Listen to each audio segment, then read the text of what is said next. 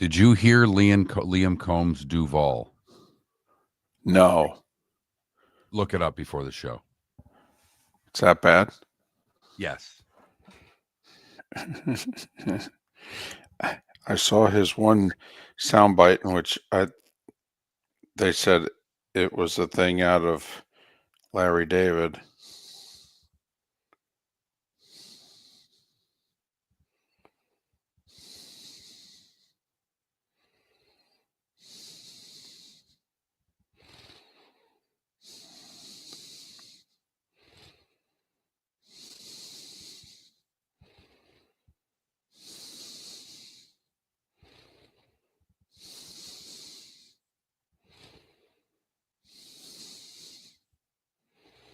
Duval.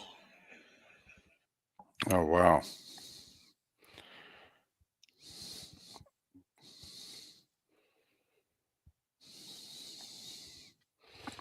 Yeah, he came off as a goof. He came off as a nerd.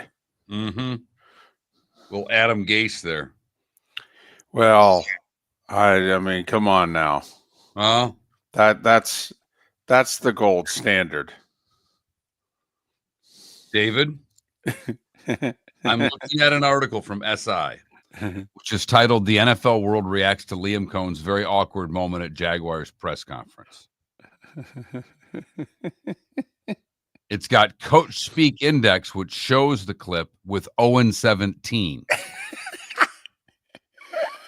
And the next one's from FanDuel that has Liam Cohn next to Adam Gase side by side in a press. So let's just that's not good. I don't know who this guy, they just put a random tweet on there. I take back everything nice I've ever said about Liam Cohn. It's already over for him.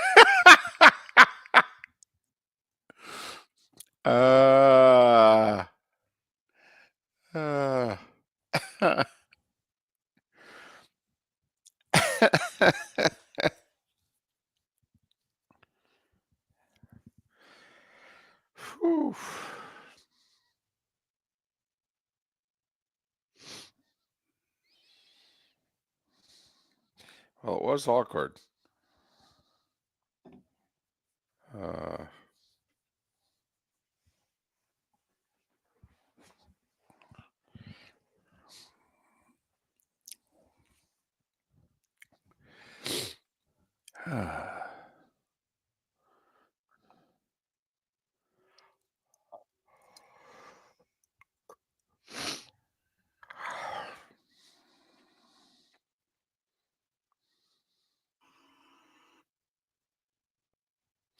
Anybody see the end of regulation, Iowa State, Arizona? I heard it this morning.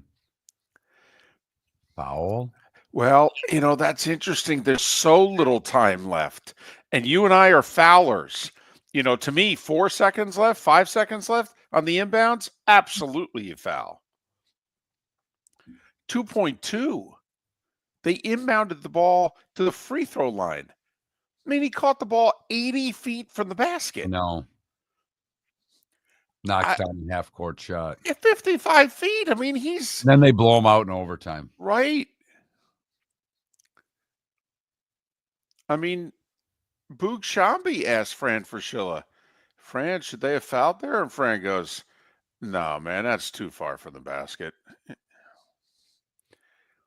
I mean, he was just, where he heaved that from, he's just getting to the point where you're going to foul.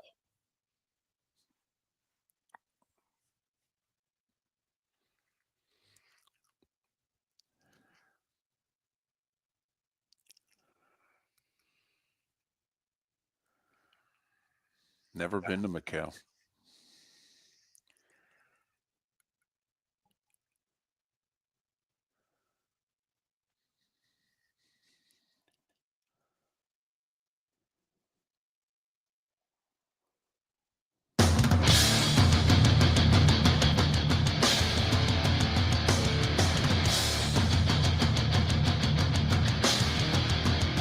You're listening to Miller and Moulton, coming at you from the Floor Meister Studios.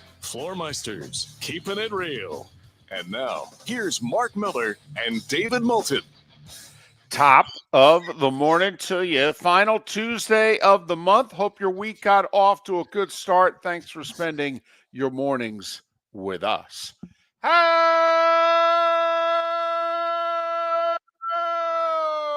the heck are you, Miller and Moulton? MillerandMoulton.com, Miller_Moulton on X. Thanks so much for being with us. Should we practice our Duval this morning? Whoa, boy. Whoa, boy. Now, you and Aren't you a little early, aren't you? Well, I mean, you and I have joked over the years about winning the press conference. Mark, you've held quite a few press conferences in your day when you were part of organizations. You introduced coaches and what have you. You've had name changes to arenas. You know the importance winning the press conference. You would feed us great to try to get great press, and you dressed up and you shine everything and it looks good, it feels good, and we're gonna have a good presser and get some good press. And the importance of winning a press conference is then as soon as it's over, you're like, well, this ain't gonna help us win a game, but I did my job. David, I actually feel sorry for the Jacksonville Jaguar public relations department yesterday. Because they may have had all the food out, all the bells and whistles. Sure. They may have shined the place up. It may have looked wonderful. Right. But no matter what they did, no matter how they presented the room, the man who's taking over as head coach of the team still has to be able to pass the test. And Mark, Liam Cohn yesterday scored an F in press conference relations. It makes you wonder how he got the gig. Sometimes somebody's so bad at the presser, you go, wow. He hope he didn't interview this way. Duval. That's it. That was his Duval. I'm not kidding. Duval. Sounds like he's doing a spoof in a horror movie. Right. And the bad guy comes and he goes, Duval. Right. Did that scare you? No, it didn't. Oh, It's a very old reference, but come on. Warriors, come right. out and play. Oh, wow. I love that reference.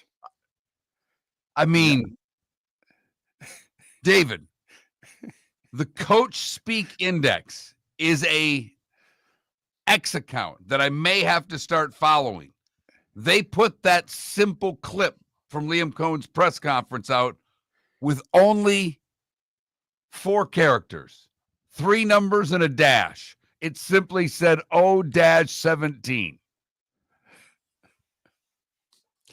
Well, I don't think it's good when you do a presser and people say, how did it go? And you're in the same sentence with Adam Gase. Correct. When he got the Jets job. And it looked like Gase looked medicated that day. The eyes were going in all kinds of directions, and it's like the synapses in the brain weren't touching, and it just, that's kind of the gold standard of, oh, wow, this went badly. Well, David, in the article I happen to have in front of me describing the mess that was the Liam Cohn press conference, they literally have a picture that FanDuel put out on their X page. Side-by-side pictures of Liam Cohn and one Adam Gase. Oh, no. Well, I just think, Mark, it can only go up from here. You're right. It can only go up. He better be an offensive genius. I was going to say, Trevor stays healthy and starts playing like he did 2 years ago, who's going to care? We're going to have fun about this.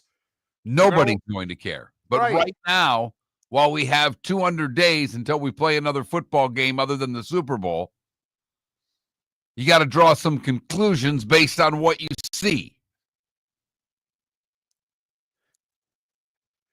You know, if you get the Jags job, you got to work on your Duval from the moment that, you know, he had at least 48 hours, almost 72 hours to work on that Duval. I mean, they had time to show him videos.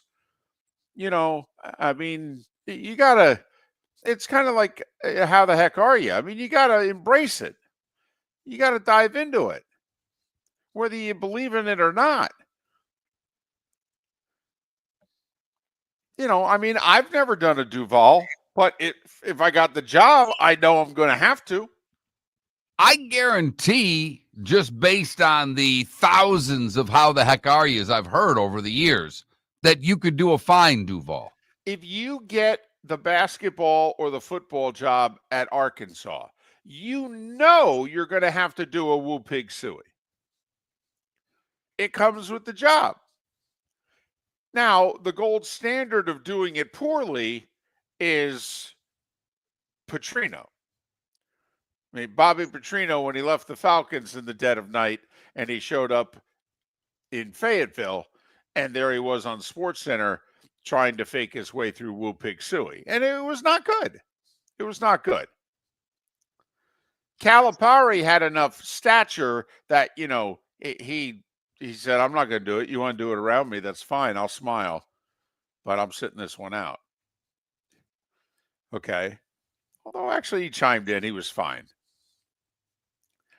But, I mean, you know, you get the Jacksonville job, you're going to have to do a Duval. You're going to have to. And we don't mean Robert. We mean County. It's their thing. Yes, it is. And their coach failed them in his opening presser. 0-1. 0-1. Can you play that again? At some point? All right. In fact, throughout the show, if you or I Duval. make a point which seems to fall flat, okay, feel free to interject that sounder at any point. David, I don't know if I agree with you. What do you mean? Boom. You know, It's pitiful. wow. The only word I can use to describe it. Man, Pitiful. let's hope he's this great offensive mind. I mean, he came off, you know, okay, all right. We hired the class nerd. Okay, good. Let's hope those X's and O's, you know, are really good. Yeah. I mean, he sounds like a guy when he stands in front of 53 men that they're going to run through a wall for him, doesn't he? No doubt. No doubt. But then again, you know, Tony Dungy wasn't very inspiring. You know, and then the Bucks did run through walls for him. So, you know, Chuck Noll didn't come across as very inspiring. Okay, but then again, he hated the media so much. Maybe that was just, you know, he was Belichick before Belichick with the media when you really think about it. If you go back and look at some old clips of Chuck Noll, I mean, he was like, I can't believe I got to waste my time talking to you guys. Honestly, you guys are morons. All right. We have really good players. That's why we're going to win. Football's about blocking and tackling. What else do you guys need to know? So the coaching press conferences are happening. That was the thing yesterday, baby. Everybody waited till after the championship games. They hired who they were going to hire, but they waited till yesterday to break out the pressers. And, I mean, you had Pete Carroll at one presser. You know that's going to be a win. That's going to be a good presser. A lot of energy, excitement. All right. Aaron Glenn. Okay, pounding the table. This is the job I really wanted. Coming back home, team that drafted me, team that gave me my start as a scout. This was the job I wanted. Brian Schottenheimer in Dallas. Duval. And then Adam Gase there. Okay, all right. Who cares? It's just a presser. Just a presser. Go. Just nothing to win or lose here in January. David, I made a bold statement last week that I do not think Ben Johnson will be successful in Chicago. Ben Johnson will be more successful than Liam Cohn. Oh, come on now. He's in the That guy NFC. can't lead men. We don't know that. He might be a great leader of men and just doesn't give good pressure. A lot of people don't give good pressure. A lot of people not good with the media. That's the last part of the job for them. I got you. I got you. I want to be wrong. I want Jacksonville to be good. I do. You know that I do. I know that you do. You've loved the South Georgia Jaguars for a long time. That's what you've called them for 20 years. But I'd be scared if I was a Jags fan. Come on. It's a presser. They're starting from behind, David. There's no doubt they lost the presser. There's no doubt. Brian Schottenheimer had a better presser, and nobody there wanted him. I mean, people in Jacksonville wanted this guy. This is one of the guys they wanted. That's why everybody was smiling yesterday. I watched all the live hits during the local newscasts. It's not important to win the presser. I've been here, and so-and-so and so-and-so has won the presser, and they were terrible. True. It's not important, Mark. Come on. Okay, if you say so. It's just PR. You know what's Which good the PR? Jags need, because when the season goes the way that it did last year, there are these things called empty seats, David. Mark, they're the only game in town. Come on. Only game in town. Trevor will get healthy. All right. You'll see him out there throwing the ball around. Everybody will rave about the new offense. Come on, Mark. PR is all about winning. Right. Something Jacksonville's done very little of. Not enough of, but just winning in hope, Mark. Winning in hope. I hope they have another press conference. Miller and Moulton. Miller and Moulton would like to thank the sponsors that, quite frankly, saved the show in 2024. Whether it was Floor Meisters, American Paint Supplies, Glass Doctor, Molly Maid, Cigar Bar, Sleep Treatment Direct, the Diamond District, and even the Cape Coral Police Department, thank you. We're hopeful of a great 2025, still needing sponsors, so reach out to Miller and Moulton via X at that Mark Miller or the David Moulton, or text us at 21,000. But Miller and Moulton says thank you to our sponsors and to you, our loyal listeners. Defining a new era in men's health. Get stronger and healthier at Game Day Men's Health. With our in-house laboratory, get in, get treated, and get back to your passion and purpose. Call 239-427-3441 for our Bonita Springs or Naples location to set up your free testosterone test and consultation. Mention Miller Moulton Radio Show for a 10% discount on your service. Start living your best with Game Day Men's Health, Bonita Springs and Naples. Call 239-427-3441 today. American Paint Supplies, for nearly 30 years, is your one-stop shop for all your coating needs. If you are a designer, a contractor, a professional painter, or a weekend warrior, American Paint Supplies is the place where experts go to get expert solutions. At 6100 Shirley Street in Naples off of Pine Ridge, American Paint Supplies delivers the best solutions with the best products with the best support. Meet Gene and his team today at American Paint Supplies. Call 239-566-2700. That's 566-2700 or online at AmericanPaintSupplies.net. Gentlemen, as your wife mentioned getting new flooring, but you don't want to go through the hassle, well, go see the Floor Meisters in Naples next to Costco. They understand your time and money are important, so they'll make it as painless as possible. With a huge in-stock selection of carpet and Cortec, they can get you the floor your wife's been asking for. They carry wood, vinyl, carpet, and tile. If you do it yourself, no problem. They can handle that as well. So go see TJ at the Floor Meisters and tell them, just keeping it real. This is Miller and Moulton.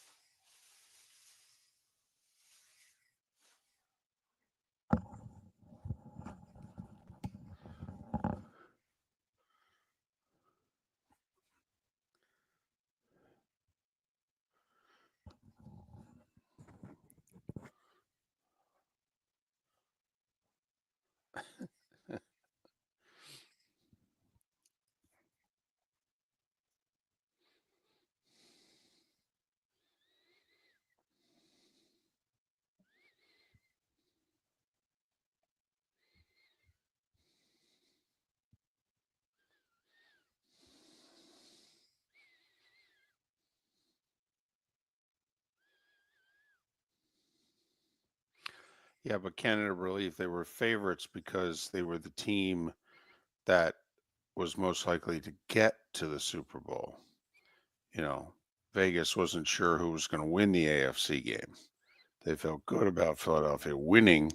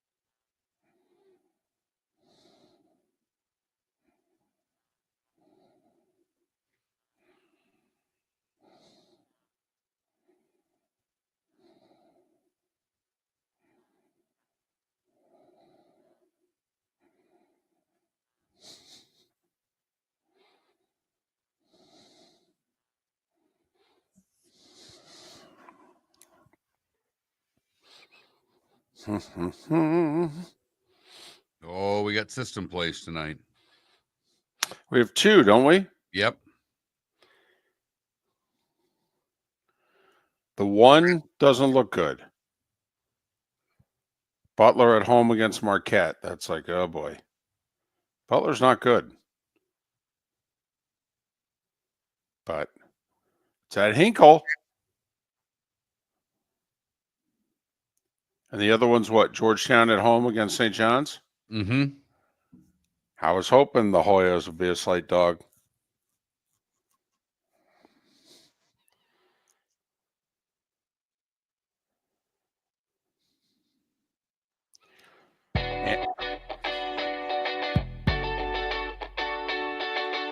You're listening to Miller and Moulton. And now, here's Mark Miller and David Moulton. 21 minutes past the hour. Thanks so much for being with us. Miller and Moulton, millerandmoulton.com, Miller_Moulton on X. We have a jam-packed show for you today. It starts at the top of the next hour with David Samson, Ryan O'Halloran, Scott Jackson, as we check in on the two places who lost their respective conference championship games. And Mike DiRocco was there. He covers the Jags. We'll get his reaction to Liam Cohen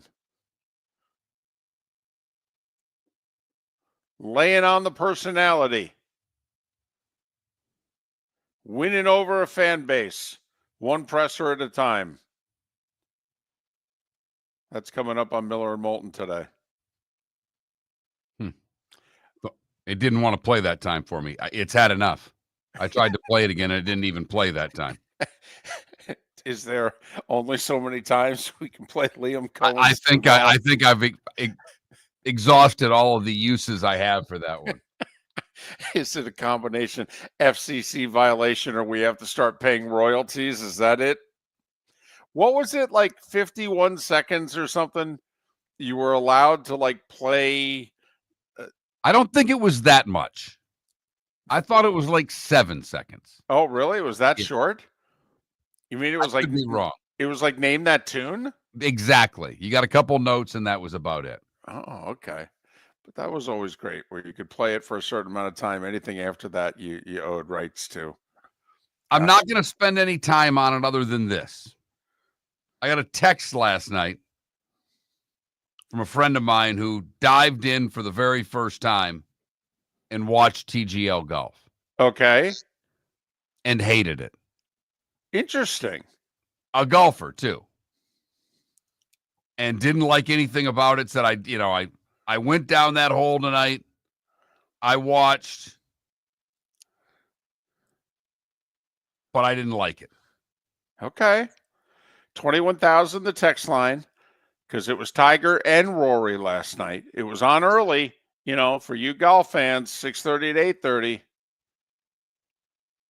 And He it was said, on. gave in, turned on TGL. Don't like it. Very boring. Commentating is terrible. Players aren't engaging. I concur with his statements. I did not like the broadcast when I watched it, and the players are not engaging. And you and I thought that's what would sell this. Totally. I mean, for me, for it to work, it has to turn into your favorite foursome. Whoever it is that you play with, in which you guys know whether I play well or not, we're going to have a good time.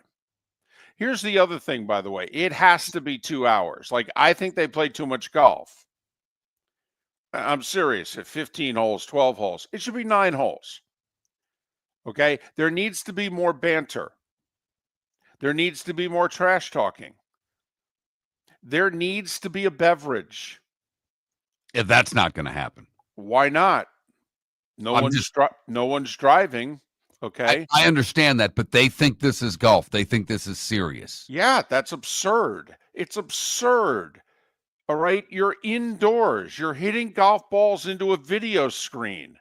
Okay. You're putting on an imaginary. Here's the other thing. They should be playing. If you're going to do this, don't you have to play holes that we know, that you recognize? Okay. Shouldn't you play the 18th at Torrey? Okay. The 18th at Riviera? Shouldn't you be hitting, if you're going to hit golf balls into a screen, shouldn't it be a hole in which we go, oh, wow, the 107-yard, 8th at Pebble? How about the postage stamp at Troon? I don't know. That's interesting, and I don't know if they would have to probably pay for the rights to that. That would be one thing. But I'm just curious, what do you think they have to draw last night for it to be a good number? They went from little over, just shy of 1 million to over 1 million to the 675, 680, right. 680,000 mark in match 3. Last night, match 4, Tiger and Rory. Well, I think they got to get their audience back. I think they have to get it back to around 900,000. You had both of your big guns out there. Supposedly, I didn't watch a second. You know that. I didn't either. It's a friend of mine who's a golf pro at a very nice course. He's spent his life in the business, and he's like, I broke down and watched it. Okay, I'm curious. What did you think? The other thing is, and you and I love Marty Smith. Okay, we love Marty and McGee. Think it's a tremendous show. All right, outstanding radio show. And both of them have been kind enough to come on our show multiple times. But, get some attractive women involved in the show, interviewing the golfers, stirring it up, okay? How about if you have, the other thing is, how come golf, does it have to be all PGA Tour pros? And I'm serious about this. If we're trying to have some fun, right? Isn't this supposed to be fun? Isn't the whole object of this, is it golf or is it fun? Fun, I believe. Right. Isn't this supposed to be a night out bowling? I'm being very serious here. Isn't that what the concept of this is here? So to me, they're trying to recreate a Tuesday. Maybe they should be trying to recreate a Wednesday. And a Wednesday's a pro-am day. Why don't you bring in 2 celebrity golfers? People we know, actors. Tony Romo. Yeah, or Curry. No. Denzel Washington. I would just get some, whatever.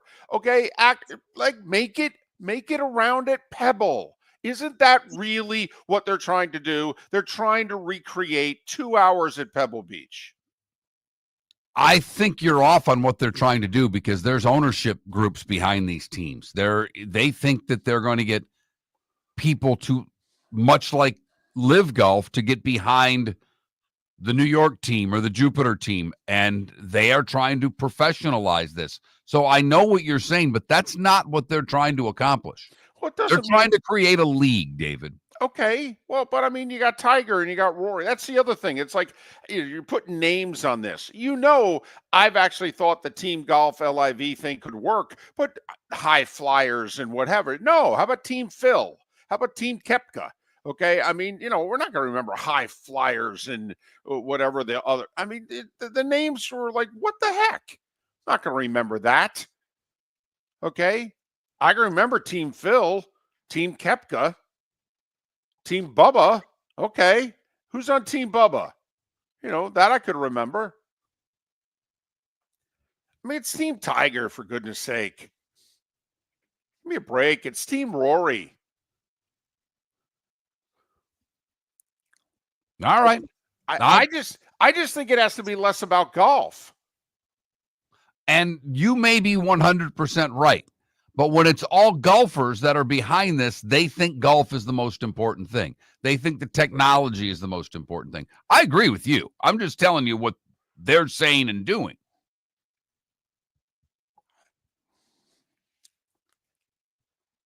And with the cost of the venue, they're not going to be building multiple venues. This is it. This is where they're going to play. Right. I don't know. I mean, it's like going to Top Golf for the golf. Yes. Okay. Who goes to Top Golf for the golf? Now, you go practice at a driving range. You don't practice at Top Golf. Right. You go to Top Golf for what? To have fun. To have fun. Right. To hang with your friends. And we're going to do it with a golf club and a ball involved. But come on. I mean, we're there for the camaraderie. And the food's just good enough to go, right? You're right on. But last night, to me, was a big night for this league and what they're trying to accomplish. It was Tiger. It was Rory. Well, I guess we'll see how it did. If it only drew like 800,000, that's a bad sign. I agree with that. I think it at least has to get the number that it got for its premiere 3 weeks earlier. Miller and Moulton. The starting five is next. Thanks for listening. Miller and Moulton would like to thank the sponsors that, quite frankly, saved the show in 2024. Whether it was Floor Meisters, American Paint Supplies, Glass Doctor, Molly Maid, Cigar Bar, Sleep Treatment Direct, the Diamond District, and even the Cape Coral Police Department, thank you. We're hopeful of a great 2025, still needing sponsors, so reach out to Miller and Moulton via X at that Mark Miller or the David Moulton, or text us at 21,000. But Miller and Moulton says thank you to our sponsors and to you, our loyal listeners. Gentlemen, as your wife mentioned getting new flooring, but you don't want to go through the hassle, well, go see the Floor Meisters in Naples next to Costco. They understand your time and money are important, so they'll make it as painless as possible. With a huge in-stock selection of carpet and Cortec, they can get you the floor your wife's been asking for. They carry wood, vinyl, carpet, and tile. If you do it yourself, no problem.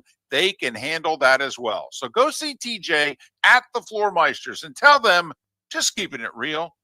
I love my shower.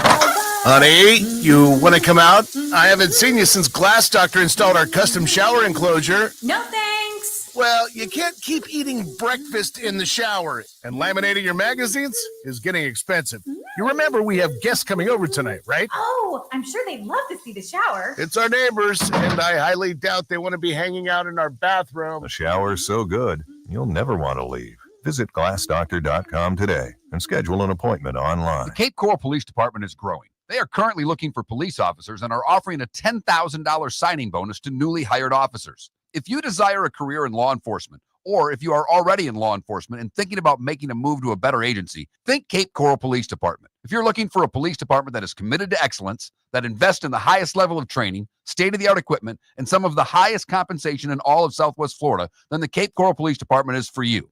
Visit capecops.com. That's capecops.com. This is Miller and Moulton.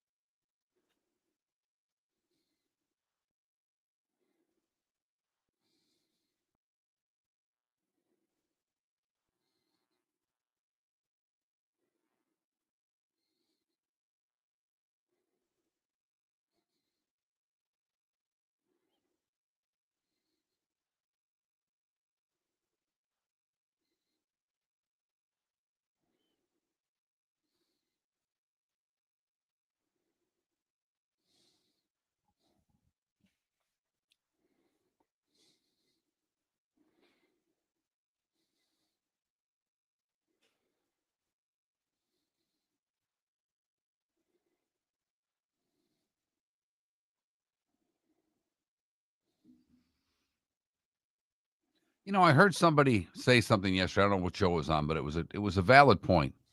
When did we start hating people who were good so much? We never hated Jordan when he was winning all the time. We loved Jordan. Mm-hmm. We didn't have social media then. I know.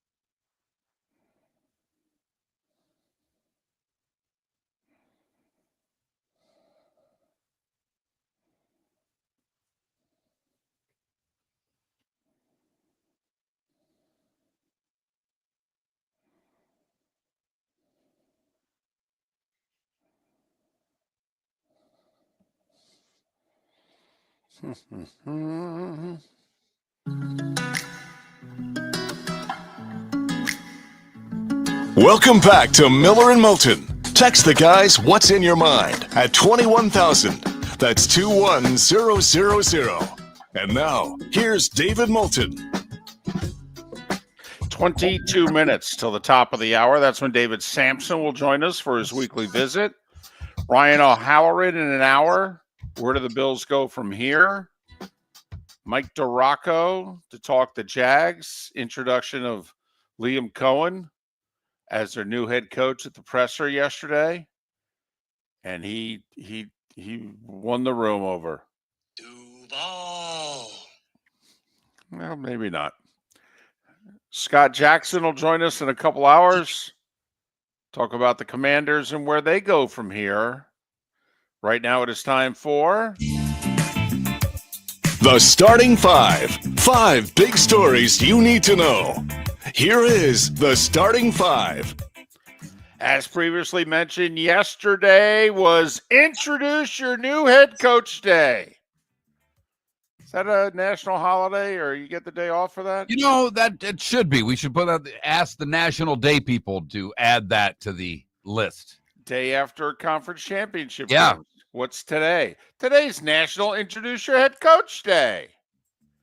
Jacksonville, the Jets, Vegas, the Cowboys, they all did it. Liam Cohen, Aaron Glenn, Pete Carroll, Brian Schottenheimer. By the way, the Jets' new coach and general manager, non-committal on Aaron Rodgers. Is that a surprise? It's because Aaron Rodgers is non-committal on them. Well, but also, did you really? I mean, although, let's face it, if Rex Ryan had gotten the job, they would have asked Rex, and Rex would have said, I don't want him. I'm sick of talking about him. Listen, Jacksonville, they're pumping. It's all about honesty. It's all about playing with an edge. It's all about Trevor Lawrence. See, that's what you say when your new coach didn't exactly win over the room. Although the all about Trevor Lawrence thing, you were going to say that even if you did win over the room. I mean, his $55 million a year deal hasn't even kicked in yet. So he's going to be there a while. You got a whole bunch of players dropping out of the Pro Bowl, Mark. Maybe that's because it's not even a game. It's just, a few days in Orlando. Got to make a couple appearances. Little skills competition and a flag football game. Right. One's on Thursday, the other's on Sunday, I think. Why do you have to spread them out so much? What if I don't want to spend that much time in Orlando? Never mind. Although it's spread out so that if you want, you could bring your mistress and then bring your wife and kids. Hello. No? Ouch. Okay. This amused me yesterday. Did you hear by the way, is it Art Rooney Jr. or Art Rooney II? What do you go with? It's a good question. I don't know the answer to that. He's listed as Art Rooney II. Isn't that Junior? Well, only if they give you Junior. Well, but you don't have to be Junior. Gotcha. If you're successful enough, you can just be the second. Yes. I think it depends on how many commas you have in your net worth. Gotcha. So if you're the owner of an NFL team, you can be the second. Right. Well, Art Rooney. You and I had a son, it would be Junior. Darn right it would. So Art Rooney II, he said, yeah, I want either Russell Wilson or Justin Fields. I don't think we need to have them both. And then we got to go find a young guy, which I'm sure had to interest Justin Fields because he's had to be thinking, aren't I a young guy? No? What am I, like 26? Never mind. I'll tell you what. There's a part of me that wants Jimmy Butler and the Heat to be together for a whole other year. Because this is funny. All right. This is the NBA's version of divorce court. Jimmy Butler, the Heat had a morning shoot around, and he was told he wasn't going to start, and he walked out. And the Heat were like, "That's great, because we don't want to play you anymore either. So now we get to legitimately suspend you indefinitely, which is going to be at least 5 games." And it means we don't have to pay you. Right. Now you're costing yourself a lot of money, Jimmy Butler. Right. And the good thing is that you'll never wear this uniform again because we can trade you while you're suspended. And I think the trade deadline's like February 7th. So it's in less than 2 weeks. Meanwhile, the Magic had the Heat beat last night. They were up 14 in the fourth and blew it. Heat came back and won in double overtime, 125-119. I will say this. I don't know if the Knicks are a championship contender. I really don't. But, Mark, when they're playing their A game on offense, they might be the best offensive team in the league. They put 143 on Memphis last night. Memphis, the second best team in the West. They beat the Grizz by 37 last night at Madison Square Garden. Their A game's pretty good. It is. Don't know if they can play it against the good teams long enough to be a championship contender, but their A game is pretty damn good. And they're only a game behind the Celtics for the 2 seed in the East, because the Celtics got beat at home by Houston, 114-112. You know, the Grizz and the Rockets are interesting. Are they frauds, or are they the next wave? I think they're the next wave, David, that it's probably going to get beat in the playoffs this year because they don't have any playoff experience and they need to learn how to play postseason basketball. But they're both climbing the ladder during the regular season in much greater ways than we expected before the year started. You know, Mark, Memphis is considered a sleeper for Jimmy Butler because they're thinking that that's exactly what they need. They need a playoff closer. They need playoff grit and attitude. And they don't have it. That'd be interesting. By the way, him and Ja in the backcourt. If that worked, damn. Cleveland's got the best record in the league. Did you watch the Pistons and the Cavs last night? Softball practice got in the way, David. We had softball practice last night, and those are scheduled for an hour and a half, so I missed most of the Pistons and Cavs. And my guess is they go longer. Yeah. Because that's what Youth Sports does. Cavs beat the Pistons 110-91. T-Wolves over the Hawks, who are suddenly slumping, 192. Anthony Davis with a night last night. I'm talking like Jokic said, hey, man, you were good. 42 points, 23 rebounds. Lakers needed all of it to hold off Charlotte, 112-107. College hoops, NC State covered at Duke but lost by 10. Meanwhile, game of the night at McHale Center in Tempe, or Tucson, excuse me. Iowa State up 3, 2.2 seconds to go. Arizona inbounding 94 feet away. They inbounded the ball so far from the basket, Iowa State was like, well, we don't have to foul you. You caught the ball 80 feet for the basket. Caleb Love took 2 dribbles and hit a 55-footer to force overtime, and then Caleb dominated the overtime. Arizona in OT beat third-ranked Iowa State 86-75. Iowa State's ranked third because the polls came out yesterday. Auburn 1, Duke 2. Cyclones, Alabama, your top 4.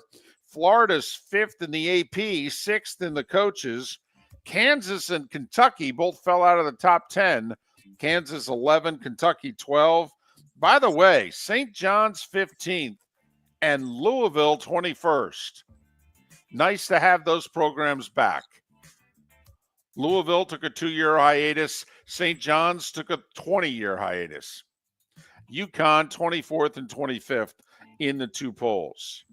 Florida cleared head coach Todd Golden in their Title IX investigation. They said there's nothing to see here. The investigation is over. Okay, quick tangent. If that's the case, then don't you, if you're Todd Golden, have to sue the student newspaper and a whole bunch of people? 100%. They slandered him. If this is all not true, that was a pretty heavy story. Yeah. With some serious allegations against the Florida head coach. Uh-huh. Thought the same thing, David, when I heard that he was cleared. So, I mean, you're just going to go, oh, never mind. It's okay. No harm, no foul. Really? Do you know what you accused me of? So, other college hoops last night. Michigan edged Penn State. Ohio State drubbed Iowa. Bethune, a loser in the state of Florida. Women's hoops. I mentioned this 2 weeks ago. South Carolina was going to play 5 ranked teams in a row. 3 of the 5 on the road. Yeah, they went 5-0. They won at Tennessee last night, 70-63. Hockey. Flyers jumped out to a 3-0 lead, beat Seth's Devils 4-2. Your Wings, Mark, a 5-2 winner over the Kings. Lucas Raymond with a goal and 3 helpers. Vancouver by the same score over St. Louis. Connor McDavid returned from his suspension. You had to bet him to score last night, right? I mean, that had to be a prop bet. 3-game suspension. You know he's going to come back. He's going to mean, he's going to be skating faster than he normally skates. He's going to be rested, for goodness sakes. McDavid with a goal. Edmonton doubled up Seattle 4-2. Crosby scored, but the Penguins lost to San Jose 2-1. Crosby's only got 15, you know. He's on pace for like 26. They suck. They're not good. That's And a bad hockey team. He is carrying them by himself. And they're, you know, Crosby, Moulton, Letang. I mean, they're all old. They wanted to keep them together, and that's great, but they're not good enough to win anymore. Tampa Bay defenseman Emil Littleberg suspended 2 games for his hit in the Detroit game. And the Penguins, at least part of them, are for sale. The Fenway Group, who bought them from Mario Lemieux 4 years ago, they're putting a minority stake on the market. They bought the Penguins for $900 million 4 years ago. Finally, in baseball, the Texas Rangers created their own company to produce and distribute their games. So they basically, Mark, created their own regional cable channel. And the Cubs, another good deal for Roy Cummings' Cubs. They finalized a trade for Houston closer Ryan Presley, and they gave up a song. They basically agreed to pick up most of his $14 million salary. I think Houston's trying to clear salary because they're trying to re-sign Alex Bregman. And so they gave away their 36-year-old closer. And the Cubs are like, great. We didn't have a closer worth a damn last year. So the Cubs continue to do deals with the Astros. And at 9 minutes before the hour mark, that was the starting five. 5 big stories you need to know here on Miller and Moulton. And it will be just 5 stories you need to know for several months now because the French Open's way down the road. Right. At least, you know, till Thursday or Friday when I could talk about golf. And no, we are not doing the TGL. Sorry. Unless you start clamoring for it. We did have a texter say he's watched every match. Wow. And loves it. Wow. All right. Good. There's one. Good for you. Way to go, sir or ma'am. Okay. Can I ask that person a question? Why do you love it? What is it about it that works for you? We'd like to know. And I'm being serious when I said that. Consider us inquiring minds. We want to know. What's working? David Samson will join us in about 8 minutes' time. Ryan O'Halloran will talk some Buffalo Bills with us in the 7 o'clock hour.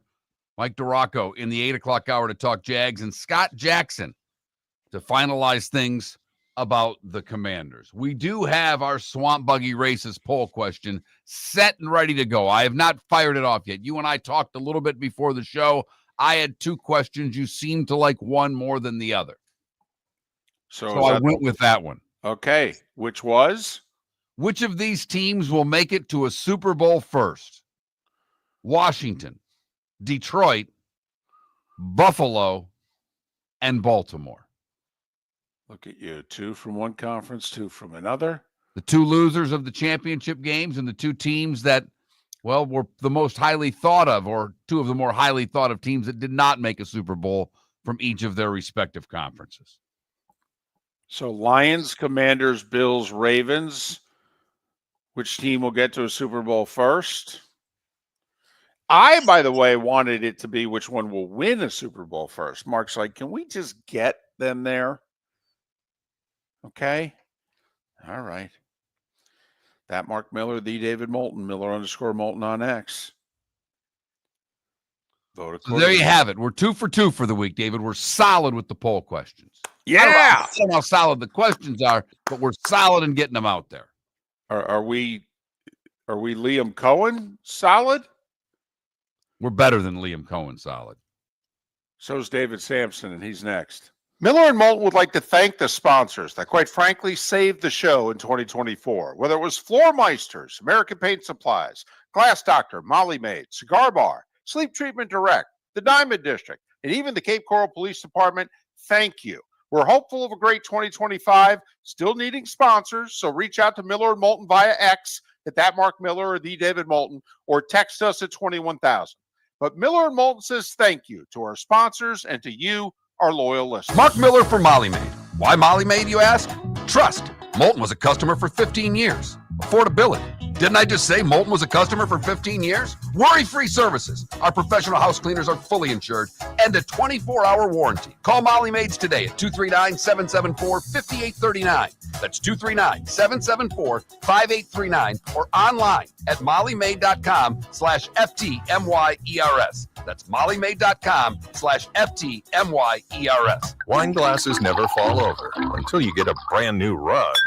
Oh no! Ketchup bottles act normal till you're wearing a new shirt. Oh, you kidding me? And rocks slide peacefully on the road till the day you get a brand new windshield. Then they fly up off the road and attack without mercy. That's why new windshields from Glass Doctor come with our windshield protection plan. Unlimited repairs and one replacement for 12 months. Don't just fix it, protect it. Glass Doctor. A neighborly company. Do you have a sleep problem but don't want to wear a CPAP mask? This is Mark Miller for Sleep Treatment Direct. The mask wasn't working for me, and I didn't think I had an alternative. I do. We all do. They have such simple alternatives with greater success than the mask. Visit sleeptreatmentdirect.com.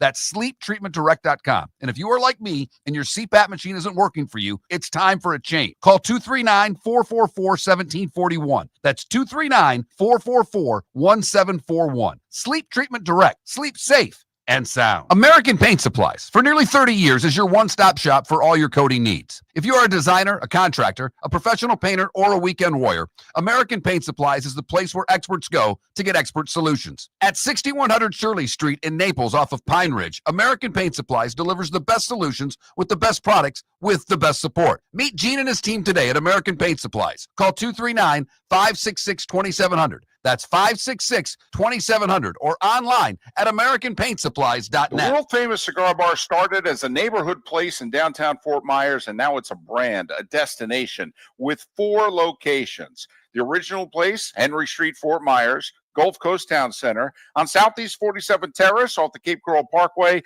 and the Lounge on West 1st Street in Fort Myers. A place to go, whether you just need a relaxing drink and a smoke after a tough day at work, or a place to go celebrate. From relaxation to celebration, the world famous cigar bar. This is Miller and Moulton.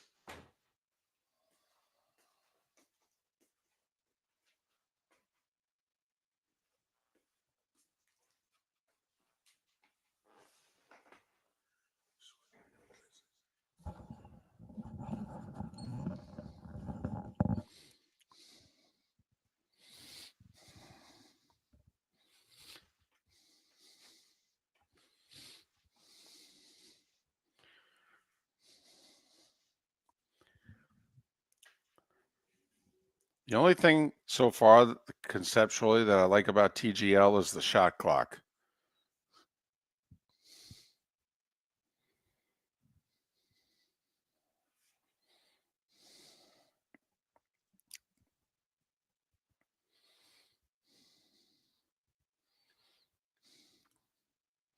Well, top of the morning to you. Good morning, gentlemen. How are you? Doing well. Yourself? I am great. So if we just, is this an intentional new look, or is this just you haven't felt like shaving for a little while? 80-20 ladder. I hear you. I just went through a 2-week where I was just like, screw it. Are you gray? I'm more gray now than I used to be. Yes. It's going south. Like, Yeah, and I'm like you. I get the gray right on the chin. So I just, the wife yells at me every time. She goes, "You look old." I'm like, okay. Well, you could go my route and just get divorced. I've already done that. I'm not going to do that again. Well, suit yourself.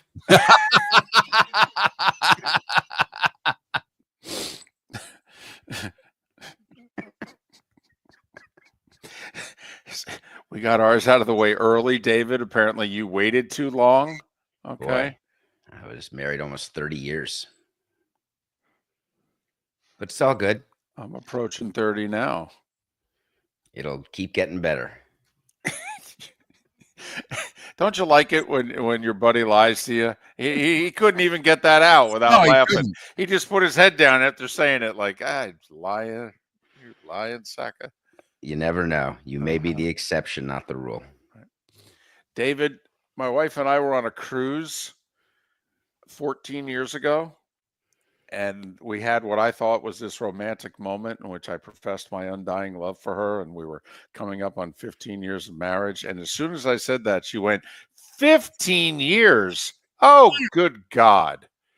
Okay. I thought she just said stay, like you were at a blackjack table or something. But that was her quote. 15? Oh, good God. Okay. God, so that sounds like foreplay. Yep. So the last 14 years have basically played off of that.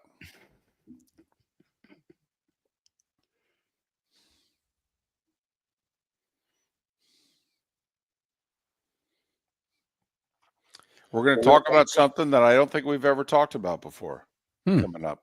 I'm excited. Me As too. always. I have no idea what he's talking about.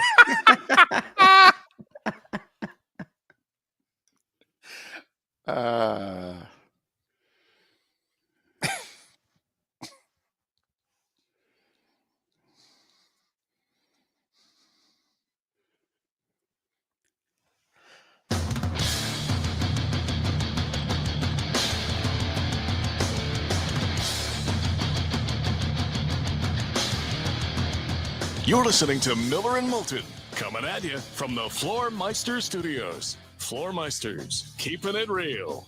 And now, here's Mark Miller and David Moulton. Top of the morning to you. Hour 2 of Miller and Moulton on this final Tuesday of the month. Our Swamp Buggy Races poll question is up. Which of these 4 teams will make the Super Bowl first? Lions, Commanders, Bills, or Ravens? Vote accordingly. That Mark Miller, the David Moulton, Miller_Moulton on X. This day and time is reserved for David Samson. He Have Nothing Personal with David Samson, award-winning podcast, which he records live at 8 a.m. Eastern every day, and then they replay it at 10 a.m. Eastern on the DraftKings Network. Top of the morning to you, sir. How are you? I am awesome. Good to see you, gentlemen. It means it's Tuesday. Yes, it does. And I want to bring up something that I don't think we've ever talked about in the few years that we've done this together. You have hired and fired people before. And when you do that, you have a press conference. How important, now that you no longer have press conferences, are these press conferences? Oh, it's a straight manipulative play where you're trying to get your message to the media and therefore to your fans that you know what you're doing and that this time you're going to get it right, or that now you're going to be able to compete for championships year after year, and that you understand the disappointment of previous incarnations of your team. It's really all a bunch of horse hockey. My favorite one is when we fired a manager and had the new manager waiting in the wings and brought him right on. We did that with Freddie. That was great. Today's his birthday, actually, Freddie Gonzalez. Happy birthday. So those press conferences, and they're great fodder for Nothing Personal because the owners, the GMs, they're just so all full of it that it makes me smile because I was one of them. All right. That's when everything goes well, David. That's when the press conference and the PR people and the food spreads out and all the media show up, because we all know if there's food, the media will show up. What happens when the press conference goes horribly wrong? Because yesterday in Jacksonville, David, the press conference did not go well. It went so badly that people were comparing Liam Cohen, the new Jags head coach, to Adam Gase. And when you get compared to Adam Gase, that's a problem. So when the press conference goes wrong, and I don't know if you had one go horribly wrong, how do you pivot from that? Well, the only way to pivot if you're the Jaguars is to wake up, get into your time machine, and hopefully get into the future, and that you're someone else. You're a different organization with a different owner, with different luck. The fact is that the problem with the Jaguars is their team. And Shad Khan, as the owner of the team, is the biggest issue that causes all of the problems with the team. And the whole situation with Cohn made me laugh because first he's going back to Tampa, then they fire Balky, and then all of a sudden Cohn's back in the game. Clearly it was a power play, and Shad knew he was going to give power to the coach during that awkward press conference of a few weeks ago where he sat next to his GM and said, hey, if there's a coach who gives me credible reason why he should have all the power, of course I'd have to listen. His GM was sitting right there. That was the end of that relationship. And then Cohn just got the power. And it's going to be fascinating to see what he does with it, because it turns out in Jacksonville that having the power doesn't seem to correlate to wins. Well, there were two favorite parts of the presser to me. One was just the awkward, straight out of like a Larry David character, in which he tried to do the Duvall chant and oof. But the other part is in which he said, "No, no, no, no, no. I didn't insist that Balky be fired. Okay, that just that was Mr. Khan's decision on his own." Right. You're trying to say, so if Balky was still in the room, you'd be here. I mean, come on, don't lie to us. I mean, we're stupid. We're not that stupid. So one of the things when we do media training with people, new managers or people who are going to be in front of the camera, the reason I tried to be the public face all those 18 years is at least I was not lying. I was definitely managing the message and bridging to what I wanted to say at all times. But when there's a direct question like that, either you bridge and don't answer it, or you answer it truthfully, because when you lose credibility the way Cohn already has with the media, that's a really hard hole to dig yourself out from. And it's like he's starting at 1st and 20 before the first snap of preseason. And that's tough for any coach, but even worse for a new coach. I think he gets a little bit of a break just in this regard, is that Jacksonville's not Chicago. It's not New York. It's, from a media standpoint, they lap up what the team's doing. So I think you can overcome it. And I don't think you would be able to overcome it as quickly if it was in a city that had media who handled things a little differently than maybe the Jacksonville market will.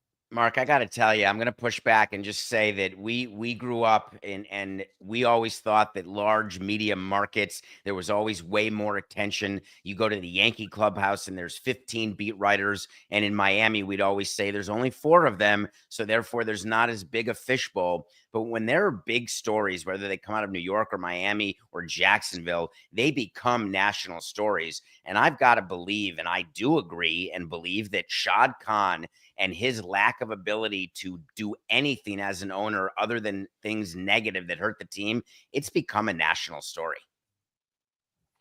Well, there was great debate nationally as to whether or not this was the premier or second best job on the market, or whether or not it was actually one of the bottom half jobs that became available. I thought it was a top 2 job that was available. Okay. And, a lot of people disagreed with me. We shall see. He's David Samson. Nothing personal with David Samson. He will record it in 53 minutes and then replay it at 10 a.m. on the DraftKings network. So, are you tired of the Chiefs? Where are you on this? Are you amused that all of a sudden we as a country have decided, you know what? You guys have done too much winning. We're tired of you.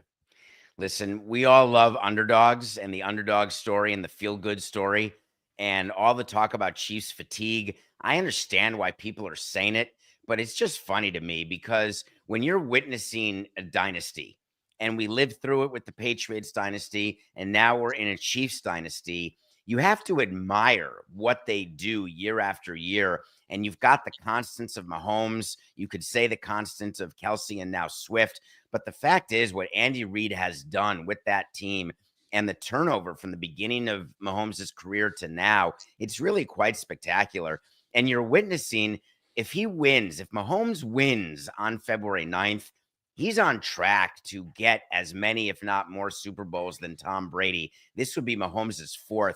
And you've got to start talking about him as the greatest of all time as he approaches that number. So for me, I love watching that. And am I rooting for it? Yeah. And the reason I am is because it's cool to be a part of something like that when it happens. That said, that game with the Bills and the Chiefs, the Bills got completely screwed every which way but loose. And you could see it happening when it was happening. A, Mahomes finds a way, but B, the NFL certainly didn't make it easy for the Bills.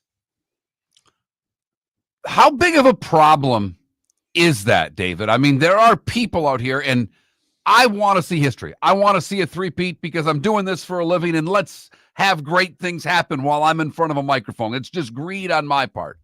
But man, oh man, I was watching the game. I picked the Chiefs. I wanted to be right. But when I see that first down, when I see that interception, incomplete, complete pass, I even scratch my head a little bit. Does the NFL, how if needed, do they even fix this? Oh, they tourniquet the issue. They're not going to discuss it. You're never going to hear them acknowledge, admit. They're going to let the conspiracy theories run rampant in the media. And I remember when we had this with baseball, where there were issues where you thought there was favoritism toward the Yankees or that the umpires wanted certain things. We thought it in the World Series. We knew that MLB wanted the Cubs to win that series in 2003.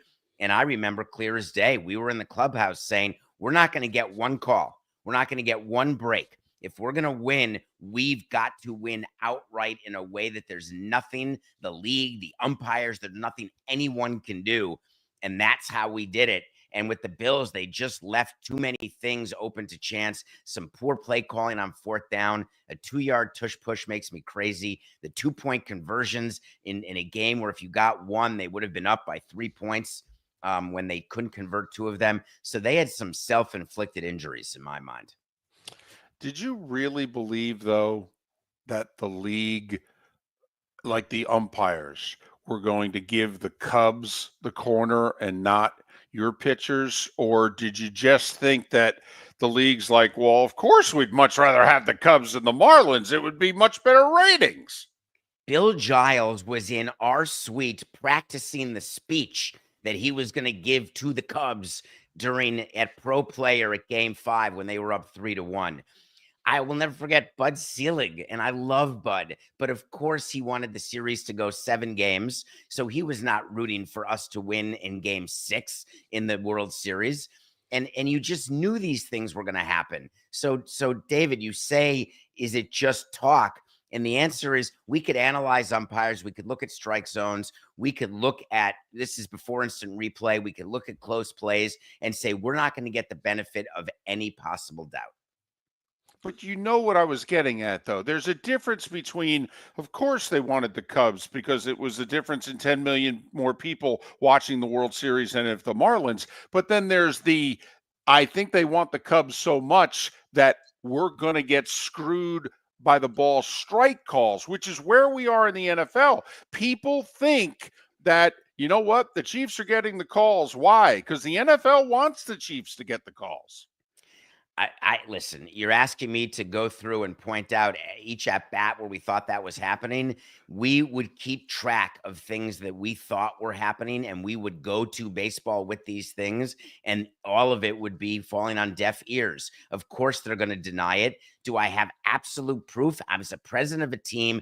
I felt it was happening. The players felt it was happening, but it didn't matter. Remember, we went out and won the game and won the series. The Bills could have gone out and not put themselves in a position to get screwed the way they did, and it just didn't happen, and I feel terribly for them.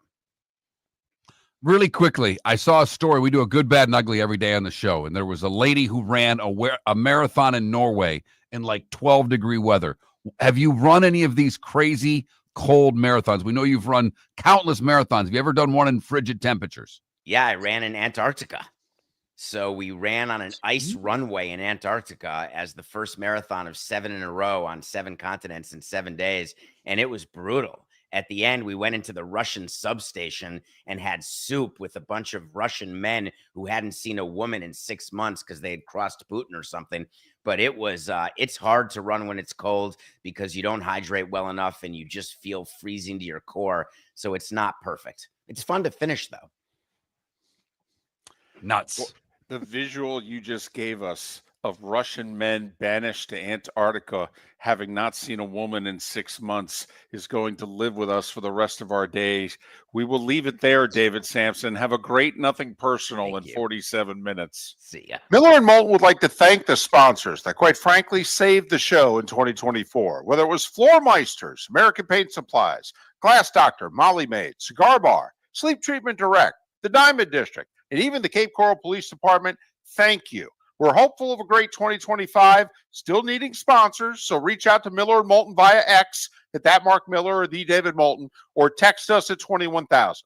But Miller and Moulton says thank you to our sponsors and to you, our loyal listeners. American Paint Supplies, for nearly 30 years, is your one-stop shop for all your coating needs. If you are a designer, a contractor, a professional painter, or a weekend warrior, American Paint Supplies is the place where experts go to get expert solutions. At 6100 Shirley Street in Naples off of Pine Ridge, American Paint Supplies delivers the best solutions with the best products with the best support. Meet Gene and his team today at American Paint Supplies. Call 239-566-2700. That's 566-2700, or online at AmericanPaintSupplies.net. Gentlemen, as your wife mentioned getting new flooring, but you don't want to go through the hassle, well, go see the Floor Meisters in Naples next to Costco. They understand your time and money are important, so they'll make it as painless as possible. With a huge in-stock selection of carpet and Cortec, they can get you the floor your wife's been asking for. They carry wood, vinyl, carpet, and tile. If you do it yourself, no problem. They can handle that as well. So go see TJ at the Floor Meisters and tell them, just keeping it real. Wine glasses never fall over until you get a brand new rug. Oh no! Ketchup bottles act normal till you're wearing a new shirt. Oh, you kidding me? And rocks slide peacefully on the road till the day you get a brand new windshield. Then they fly up off the road and attack without mercy. That's why new windshields from Glass Doctor come with our windshield protection plan. Unlimited repairs and one replacement for 12 months. Don't just fix it, protect it. Glass Doctor. A neighborly company. This is Miller and Moulton.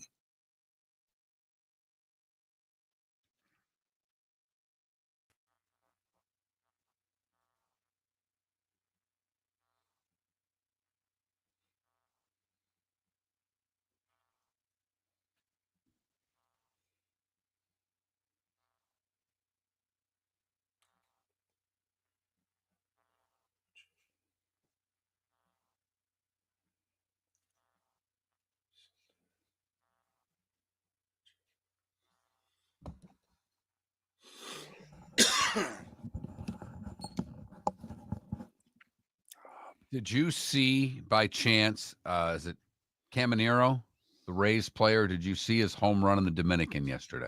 Mm-mm. I only have it because I put the baseball headlines up before we had David to see if I just make sure I didn't miss anything. He hits a home run in a 5-5 game in the ninth in the Dominican yesterday. His celebration before he gets to first base lasted every bit of 20 seconds. Wow. He's high-fiving guys. The whole bench comes out. He's high-fiving guys. It's epic. Epic home run celebration.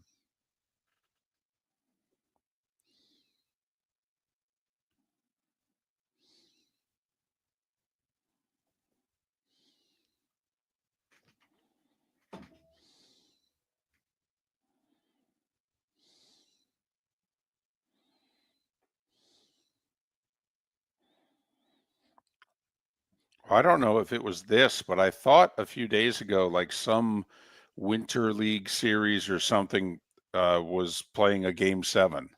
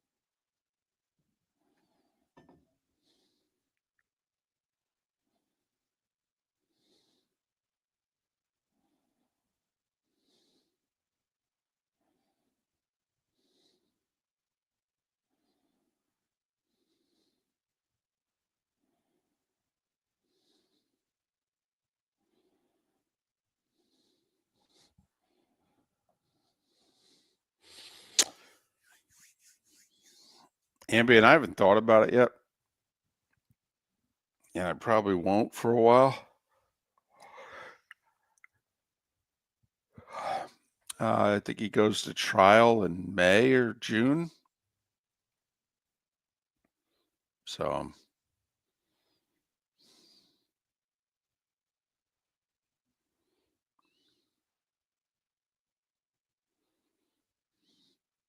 RCB, the refs would love that.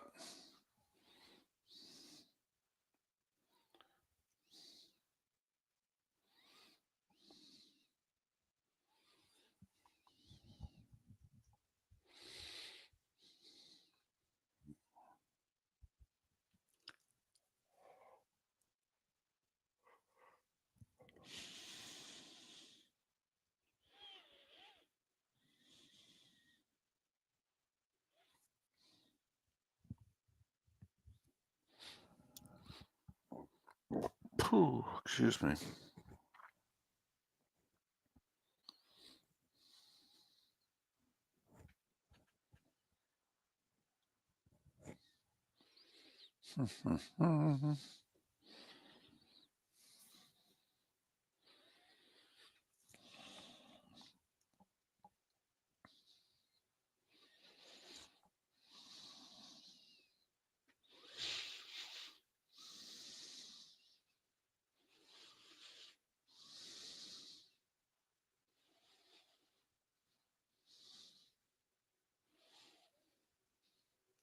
Yes, they are ambient.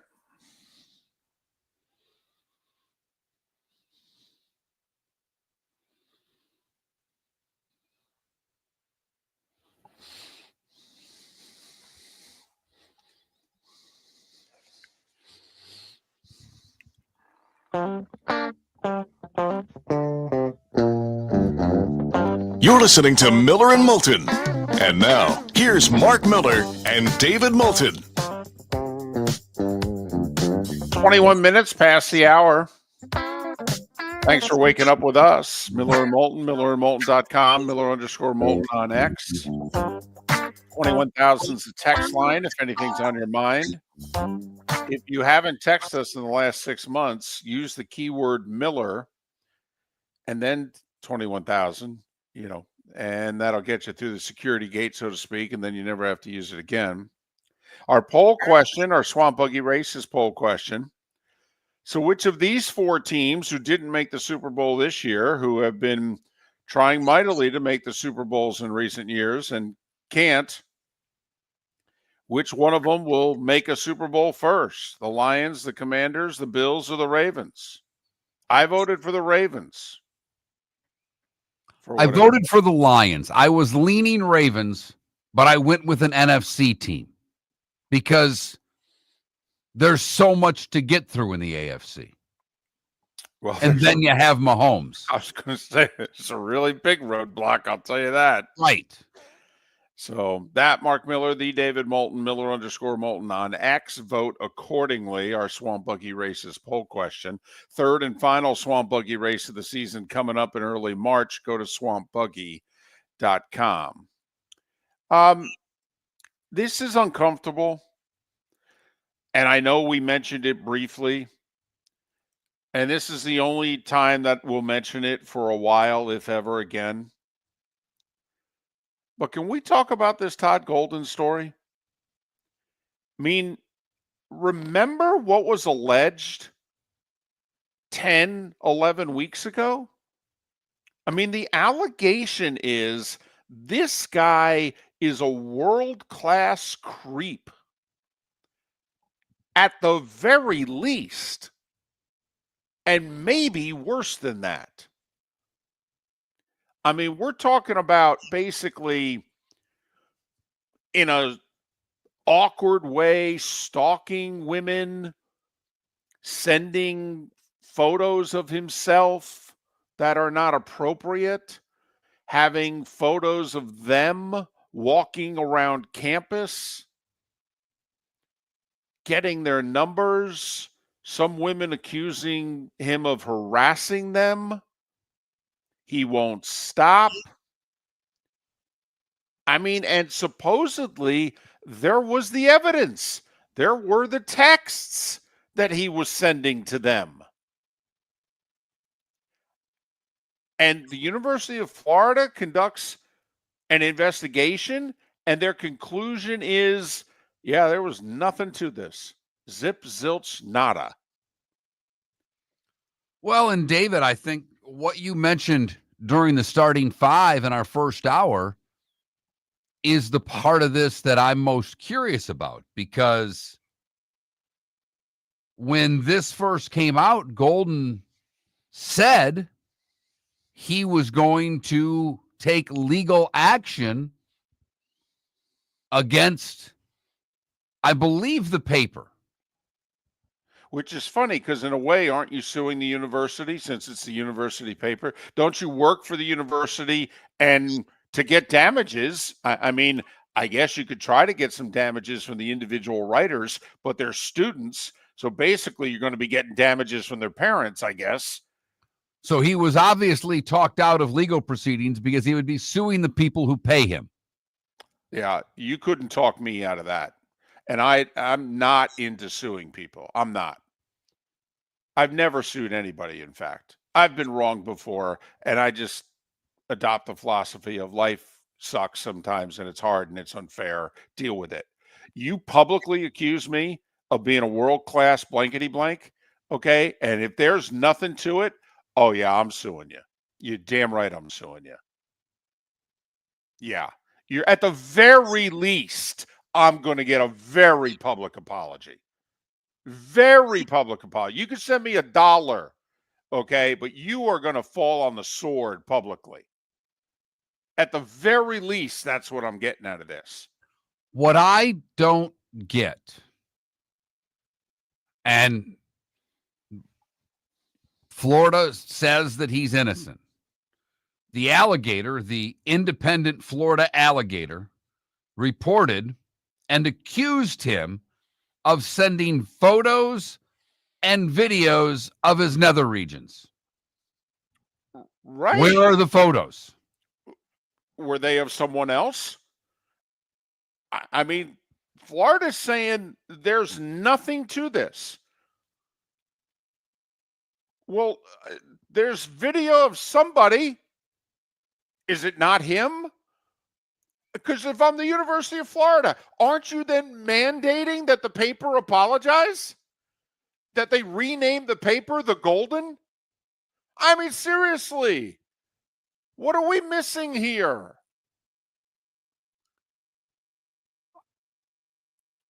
You can't have any middle ground here, right? No, you really cannot. He either sent the pics, and they're covering or he it up. didn't send the pics. Right. And this is one of the great disservices that have ever been done publicly to someone. I mean, could somebody come up with a third scenario here? I mean, sending photos of his junk, making unwanted sexual advances on Instagram. Aren't these things there? Doesn't this investigation take 43 minutes? I mean, it's either his or it's not. And then he says, well, I was hacked. Okay. And I guess we look into whether or not somebody hacked it. I mean, help me out here. What are we missing? I mean, please, I desperately want him to sue somebody by the end of the week. I mean, don't you have to? I'm serious. If I'm the Florida Athletic Department, I'm like, you got to sue, man.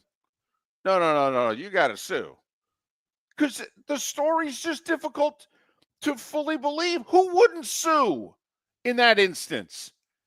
Honestly, who listening right now? Mark, if you're listening right now, I want you to be you're a public figure. I want you to be publicly accused of this. Read it, Mark. The complaint against Golden accused him of sending videos and photos of his genitalia, making unwanted sexual advances on Instagram, and requesting sexual favors. You're not going to want retribution for By that? the way, you're married with kids. Correct. I mean, come on. You're at least going to want an apology, right?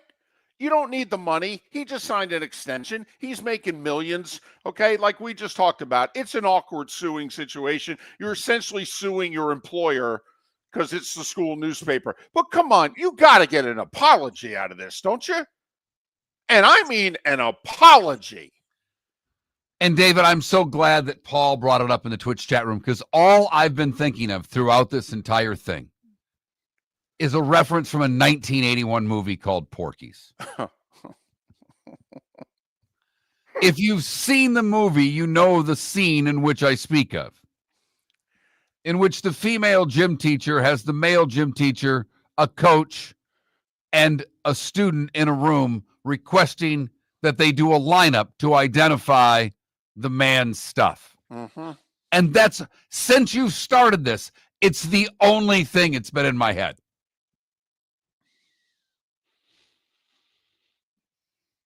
That's it. I desperately, desperately want Todd Golden to sue somebody here, at least for an apology. Come on. He's owed that. Are you kidding me? Are you kidding me? The University of Florida came out yesterday and said there's nothing to this. You don't think he's owed an apology?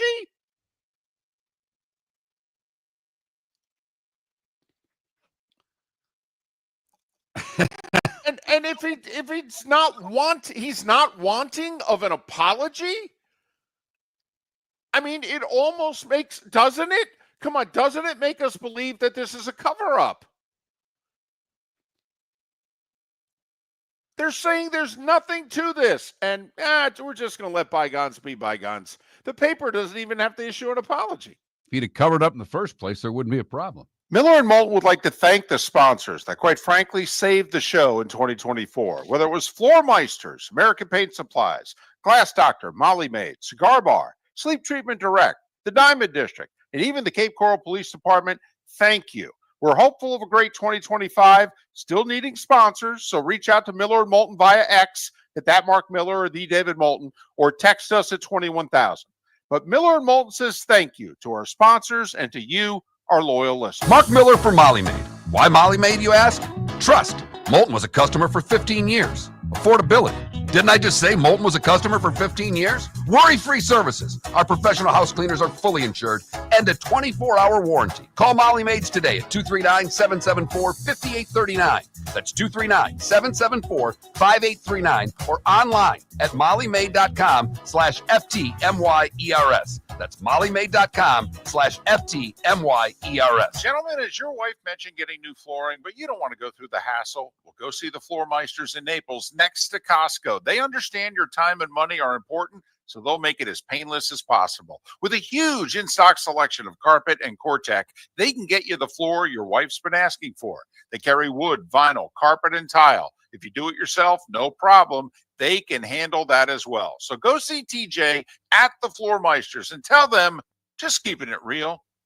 The Cape Coral Police Department is growing. They are currently looking for police officers and are offering a $10,000 signing bonus to newly hired officers. If you desire a career in law enforcement, or if you are already in law enforcement and thinking about making a move to a better agency, think Cape Coral Police Department. If you're looking for a police department that is committed to excellence, that invests in the highest level of training, state-of-the-art equipment, and some of the highest compensation in all of Southwest Florida, then the Cape Coral Police Department is for you. Visit capecops.com. That's capecops.com. This is Miller and Moulton.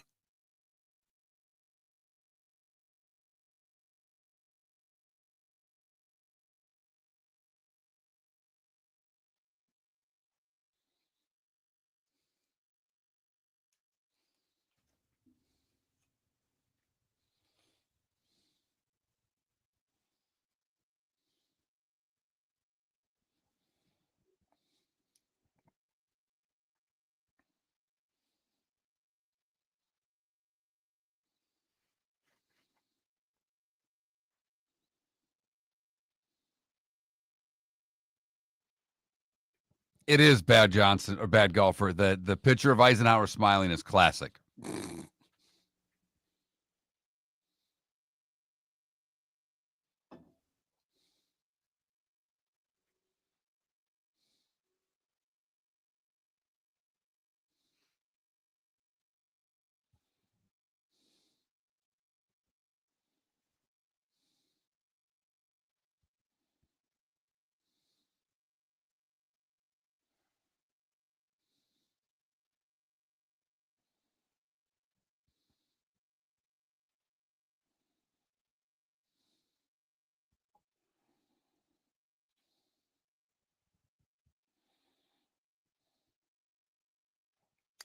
I love the New York Post headlines. Aaron on the side of caution. There's only room for one Aaron on this team. Just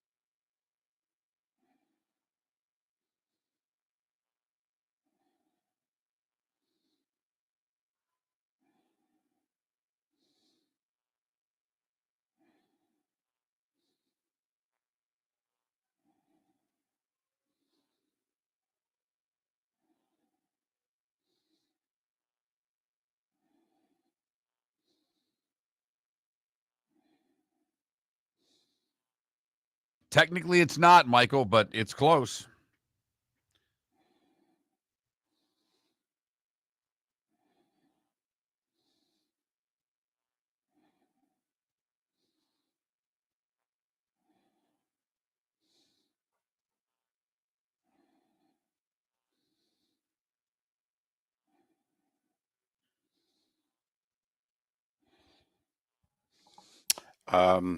you got to call Ryan. He's already on the line. Oh, I'm sorry. Come I'm reading a story here. I wasn't paying attention. Come on now. Maybe you need a refresher course. It's all ball bearings these days.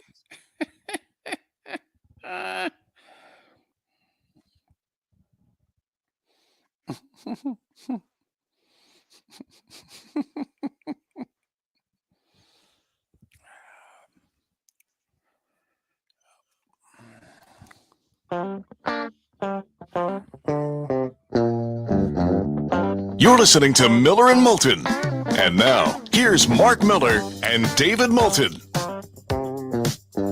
22 minutes before the hour. Miller and Moulton, millerandmoulton.com, Miller_Moulton on X. Our Swamp Buggy Races poll question. Which team will get to a Super Bowl first? Lions or Commanders from the NFC, or Bills or Ravens from the AFC? Vote accordingly. I voted for the Ravens. Mark voted for the Lions. Ryan O'Halloran covers the Bills for the Buffalo News. He's kind enough to join us once again. Follow him on X at Ryan O'Halloran. Ryan, David, and Mark, good morning. First thing you sensed when you walked in the locker room Sunday night was what? Good to join you guys again today. Squandered opportunity that may not come around again, ever, because that's the way the NFL goes. They did not complain about the officiating. They did not bring it up. It wasn't a talking point, nor should it have been. But the second, probably more overriding thing was they had the football with 3.5 minutes to go, down 3, and they blew it. That's they're going to have to live with that one for the rest of their life. There are other things in that game besides calls, obviously, to talk about. Did McDermott answer why in the first half he was going for 2? Because it seemed to us that he was chasing points way too early. Yeah, I wasn't in there for that because they didn't tell us he was talking. But I'll get it. We'll debate the merits of that at another time. I'm not sure Sean was asked about that.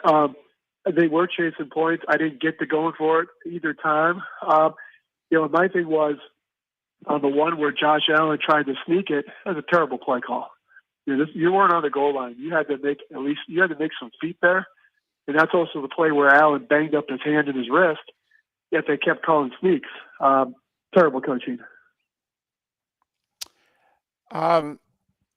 What did Josh have to say? How does he, because I'm a Knicks fan, Ryan, and, the thought was, we're eventually going to get Jordan and the Bulls. Yeah, they never beat Jordan when he was with the Bulls. I mean, this whole we're going to keep knocking on the door and eventually we're going to knock it down. There's nothing in life that says Josh Allen's ever going to beat Patrick Mahomes in January. No, and that's the thing is, a friend of mine who's a sort of a football historian compared the Bills to the 1960s Cowboys, who always ran into Lombardi's Packers. Cowboys were a great team, couldn't get over the hump, and you see it in other sports as well. And the Bills thought they had the team to do it. This is the Chiefs team that had trouble scoring 30 points during the regular season, yet they hang 32 on the Bills, a total defensive collapse. So I don't think Josh Allen was great in this game, but I also think he got a lot of help. Sean McDermott's taken a lot of heat. Last year, Nick Sirianni took a lot of heat with the way that the Eagles ended the season and then getting blown out in the playoffs. He began the season on the hot seat. That hot seat's cooled off, obviously, because they're in the Super Bowl. How hot is the seat for McDermott to start the year in your estimation? Well, it should be hot, but I don't think it is because I don't think ownership wants to look for a new coach. And if you're Terry Pagula, you got a new stadium open in 2026. And, right now Terry likes winning the division, and he says he sees progress if they win a playoff game. And if I'm ownership, I'm asking some tough questions today. I'm asking some tough questions to all my coaches saying, why did the special teams stink? Why did the defense stink? Why did the first-round pick stink? And why did some of the offensive play calling not adjust to what the Chiefs were doing? Those are all questions you should be asked because this was a total system meltdown. Do you sense that the organization, the ownership, has the same, whether it's urgency or anxiety, about the things that you just brought up? No, because right now they're worried about getting that new stadium built across the street, and making sure it doesn't get more expensive. I'm sure Terry Pagula is disappointed, but he hasn't talked to the media in going on 5 years, except for a thing at the owners' meetings this year. So I love to sit down with him and say, okay, what's your job approval rating of your head football coach? This is because you're banging your head against the wall here. Throughout that game, I couldn't believe they were winning 22-21. They weren't doing enough good things to win the game. They almost stole it. And but there are too many things. You're waiting for something to go wrong that was an unforced error. And it eventually happened a couple times. The unforced error almost happened early because you have to me, it was almost like 3 games for Josh Allen. He started out shaky, played really well in the middle, and then the fourth quarter he didn't deliver. But he's not the problem. What do they have to get him to fix the problem? They didn't stretch the field hardly at all against Baltimore or Kansas City. I like Khalil Shakir. He's the number 1 receiver in terms of statistics, but he benefits from a guy who can get downfield. Keon Coleman, he showed why he's a second-round pick this year. Can't get open. And, Xavier Worthy, the guy they should have taken at 20 instead of trading with the Chiefs, was one of the best players on the field. They got James Cook, who's a terrific running back, but they can't figure out how to use Kincaid, who had that drop at the end. And then on defense, they just got they have not drafted well enough to overcome injuries. And I thought their safeties weren't good enough. I thought Hamlin was not good enough. And then you didn't hear their edge rushers called at all. How are they cap-wise? Did Von Miller just take his last snap with the Bills? What do you think the next 6 to 10 weeks pre-draft is going to look like? Well, they got a lot of they don't have a ton of space, but they got Shakir, Cook, and Terrell Bernard up for contract extensions. They generally take care of those draft picks after their third year before the fourth season starts. Right now they're at like $5.5 to $6 million, but they can do some maneuvering. They can cut some guys. But here's the thing: they got a lot of guys under contract that they have to keep. And Von Miller, you mentioned him. 15.4 dead, but you pick up 8.4. So that, to me, that's one of the easiest moves. Or you redo his contract. So maybe they extend some guys to lower the number.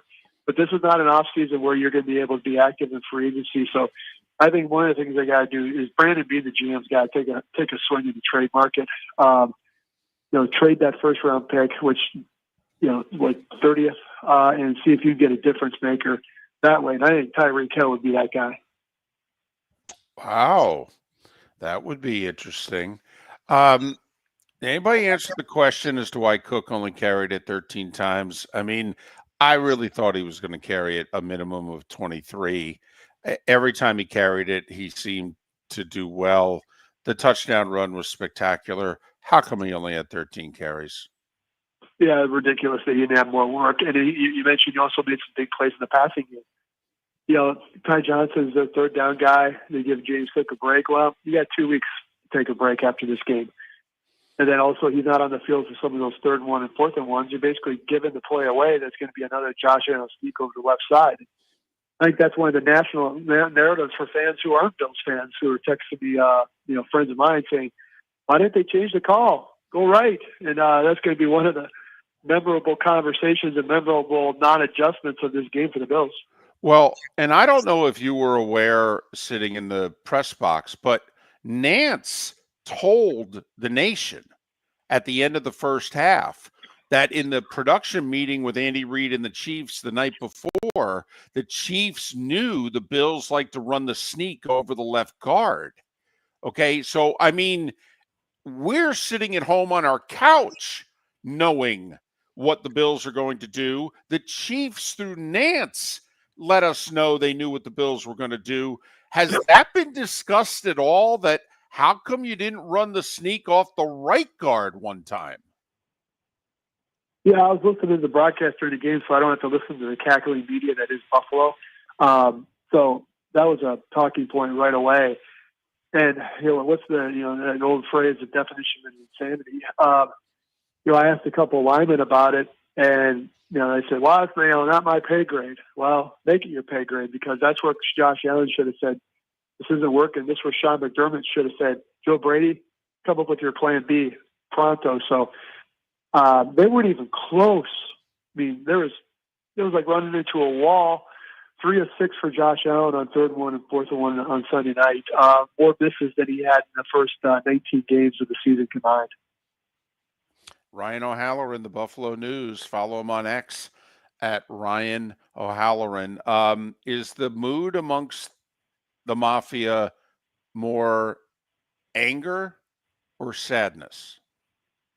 Tough to tell. I'll probably say sadness, because they felt, they liked their chances going to this one, as they should have. But they also know that, maybe if not, maybe they're never going to get past Mahomes.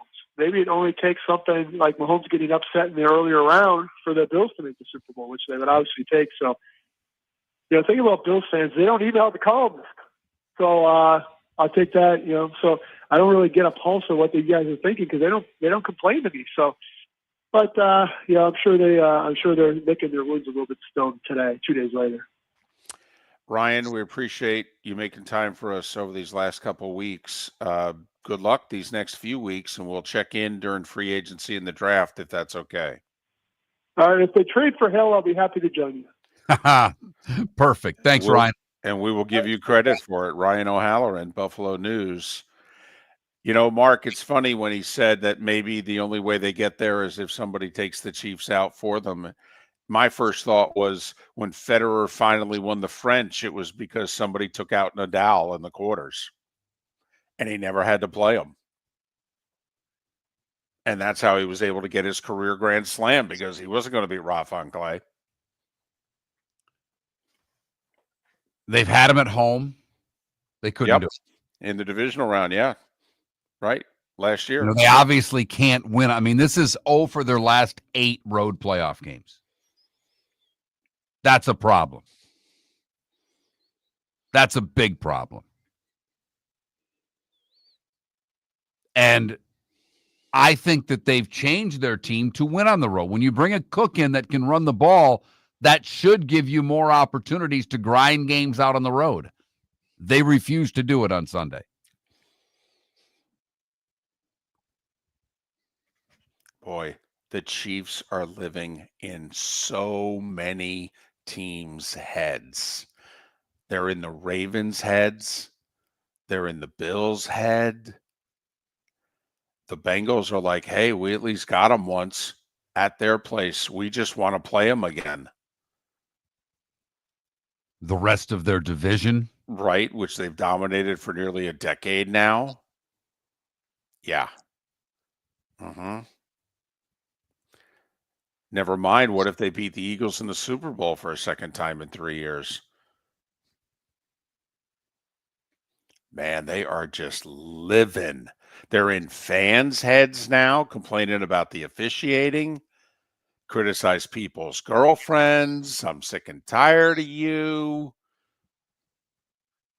And they are just putting pelts on the wall. And you could hear it from Ryan. He was upset. Yeah. He doesn't feel like he has sufficient answers to the questions he's been asking of the Buffalo Bills. But he also doesn't get the sense that the people with corner offices care to answer these questions and have the urgency and disgust that he and the fan base has. Well, it's not even care to answer them. They don't care to fix them, in his estimation. When he's rolling out the definition of insanity line, right, you know where he's at with the front office of this team. So a little check-in with the Buffalo Bills. I didn't even try yesterday. Of my friends, I have one who is the biggest Bills fan. Yeah, I didn't even reach out. No. I didn't even bother. No, I haven't reached out, and I feel badly. Are you supposed to, as a caring friend, Sunday night or sometime yesterday, reach out? But no, I'm with you. I did not contact in any way anyone I know who's either part of the Mafia. I didn't reach out to John Perry, who works for the Bills. I've left everyone alone. Does that make us bad people, or does it make us smart? It makes us smart. Are you sure? Positive. They're not ready. And I don't know when they'll be ready. Like, I think a lot of Bills fans may take the Super Bowl off. And I'm not kidding around. I know you think I'm nuts when I say people won't watch the Super Bowl. It's the last game of the year, blah, blah, blah, blah, blah. I'm telling you right now, there are Bills fans who will take the game off, who can't stomach it. I'm telling you, I've said this before. My Aunt Kathy is the only person I know who doesn't watch the Super Bowl. I don't know anyone else who doesn't watch the Super Bowl. My mother-in-law will watch it from the bedroom.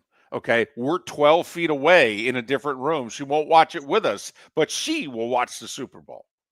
And you're telling me the Mafia is taking the game off?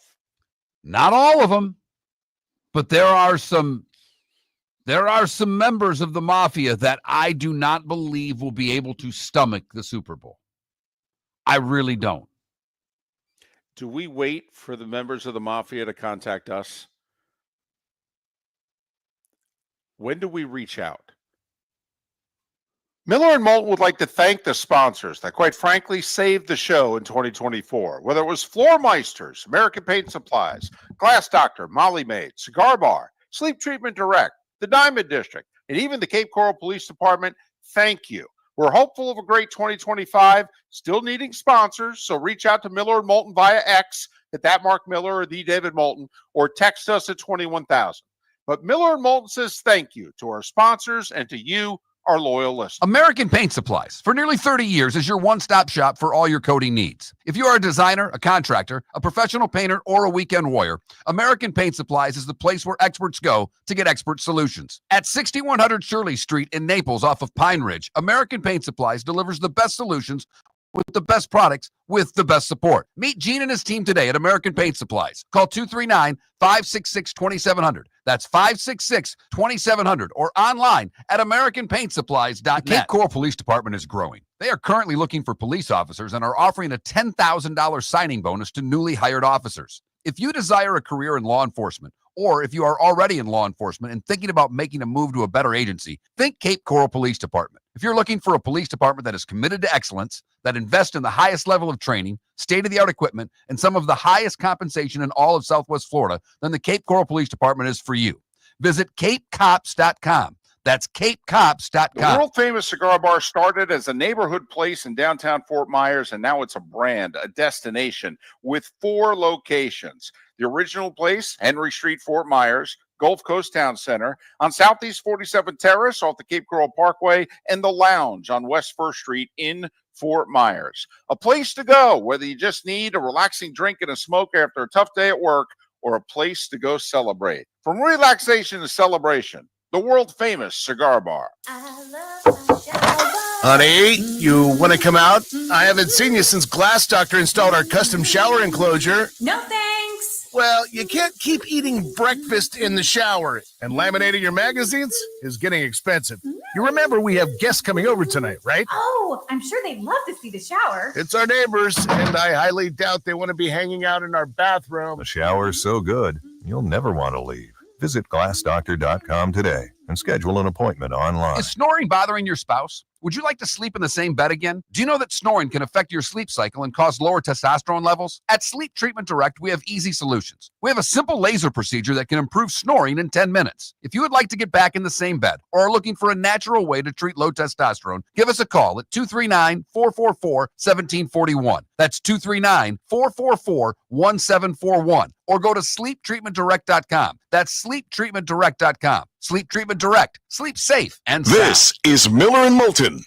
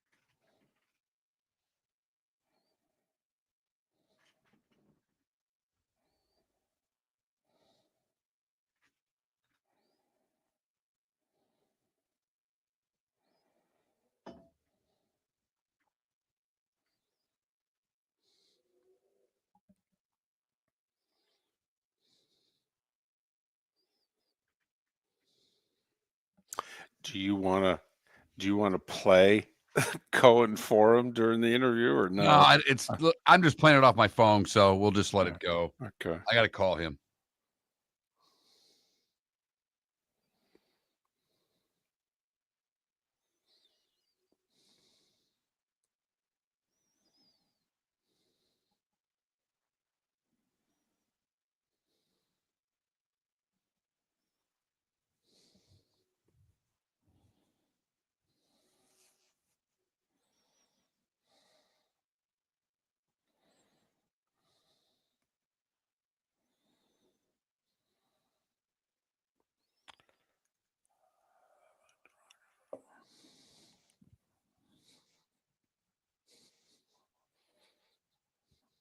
All set.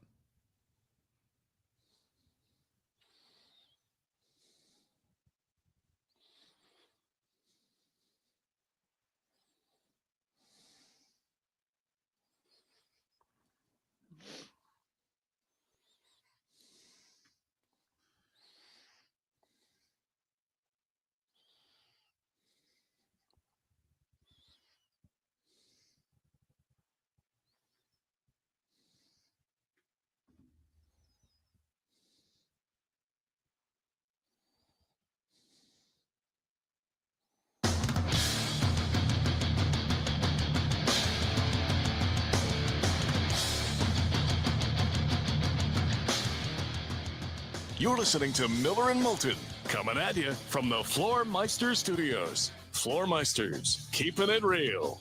And now, here's Mark Miller and David Moulton. Halfway home, if you are in the 239 and the 904, final hour of the show in Lake City and surrounding areas, Charlotte County and surrounding areas. Miller and Moulton, millerandmoulton.com, Miller_Moulton on X. Our Swamp Buggy Races poll question: which of these four teams will make it to the Super Bowl first? Lions, Commanders in the NFC, Bills, Ravens in the AFC. Vote accordingly. Mike DiRocco covers the team that thought they were going to be on that list a year or so ago. He covers the Jags for ESPN and ESPN.com. Follow Mike on X at ESPN DiRocco, DIROCCO. Mike, it's David and Mark. Good morning. Thanks for doing this. How are you? I'm doing well, guys. How are you today? Well, we are good, and we're just wondering, you've covered a lot of pressers over the years. Does it really matter how well or badly it goes? In the long run, no. But for first impressions, you can't lose. Don't be mad at the press conference. You know what I mean? Like, especially in a situation where, you know, the Jags fans are like desperate for some hope. You know, and that goes with all fan bases. You know, I can remember when Ron Zook was hired at the University of Florida. And the fans were desperate, you know, to find somebody to replace Spurrier. And Zucker just kind of destroyed that press conference. It was fantastic in it. And it gave the Florida fans a little bit of, you know, hope, kind of lifted them up from the depression of Spurrier leaving. So, you know, most people generally win the press conference because it's hard not to. But if you don't, that to me is a major red flag. Okay, as far as major red flags go then, Liam Cohn yesterday with that impressive Duval that he gave and the rest of what was at least at best an awkward press conference. Yeah, he kind of comes across as a little bit goofy, I guess. But, you know, that sort of also does have an appeal. You know what I mean? He's not like that polished, no, he's not. The glamorous coach. He's you know, I think he's kind of genuine to who he is, which, you know, people can kind of gravitate towards that in a way. But yeah, that Duval was, that was not good. Now, I've seen some subsequent ones that he's done on social media, and they're much, much better. Good. So somebody got to him relatively quickly and fixed him on that. But, you know, we talk about winning the press conference and you know, the Duval and, you know, who he is and genuineness and all that stuff. It doesn't really matter what you or I or the fans think. If he gets in front of the players and they buy it and they're legitimately reacting to him, then that's the most important thing. And that's not something we're going to know for a while. Obviously, it'll be April, May, when they start getting out there at OTAs, and we finally get kind of a sense of whether the players have bought in or embraced them or not. Talking Jags with Mike DiRocco of ESPN and ESPN.com. So how awkward is it organizationally that, well, they got their coach, and who the heck's going to be the general manager? And don't we have to believe, Mike, that the coach then will have the power over the GM? Yeah, it is. I don't know necessarily that it's awkward. It's certainly different. It's not the way you would normally do it. You would normally try and bring them both in at the same time, or you would normally hire that GM and have him, assist in the search. So they kind of did it backwards a little bit. But yeah, whoever comes in, Liam Cohen's going to definitely have certainly some input into that. I'm not sure how the organizational structure is going to go yet, because yesterday Shad Khan basically confirmed that he's going to hire Tony Baselli in some role. Not necessarily titling it executive vice president, but in the past, Shad Khan has had both the head coach and the GM sort of report to him directly. That way, not one of them has power or is higher in the hierarchy over the other. So I'm not sure what they're going to structure this sort of arrangement like. Whether they'll both kind of be reporting to Baselli, who then reports to Shad, but absolutely Liam Cohen's going to factor into who's brought in. And, when you do that, when you bring in the head coach and the GM together, what you want are two guys that, while they may not exactly think 100% alike, they use that keyword that they're alignment, that they understand what each other wants in their players, in their program, and they're both sort of not banging heads against each other. And I get the sense that there was some of that with Trent Baalke and Doug Peterson, not as much as people thought, from the people I spoke with, but you need to have those two guys be sort of, if not in lockstep, pretty close, just so that you don't have any arguments or misunderstandings or disagreements on what is needed, what kind of player you want, when you need this guy, who we're going after in free agency, that kind of stuff. So Cohen's going to have absolutely some input, and I'm interested to see how they do structure the hierarchy, because that's going to be up to Shad Khan, and we'll find out relatively soon, I think. Well, speaking of Shad Khan, up until the beginning of this season, I thought he was a good owner. He let his people that he hired do their job. He gave them money, stayed out of the way. Prior to this season, he makes the announcement, this is the best team we've ever had. That's not a good move. Then he's with Baalke when he says, I'll fire him if I get the right guy. The last 6 months have not, at least from appearance's sake, looked good for Shad Khan. Is he a good owner? Yeah. Yes, for the most part, because you hit it early in your statement. What he does is he hires people and he lets them do their thing, and he gives them all the financial support that they need. I mean, he does not balk at the free agent money. He asks, hey, why are we doing this? But he's not, someone that's refusing to pay because he can't pay or doesn't want to pay. He had no issue with all the extensions that Trent Baalke did in the offseason, Josh Hines-Allen, Trevor Lawrence, Walker Little. They did during the season as well. So he's a great owner from that standpoint. Where he lacks is not being in the building every day and not really having a feel for what's going on in the building or having a sense of what the atmosphere in the building is. He's got these other businesses, obviously, that he's running. So it's kind of hard for him to be around as much. And that's what this new, position, whether it's an EVP or senior advisor or whatever they want to call it, that's what this new, position is supposed to be, more of a direct liaison to Shad Khan and someone who is responsible for, there's no agenda there, that their only, responsibility is making sure that every decision is made with the best interest of the franchise in mind. Now, he tried that back in 2017 when he brought Tom Coughlin back. Wrong person for the job.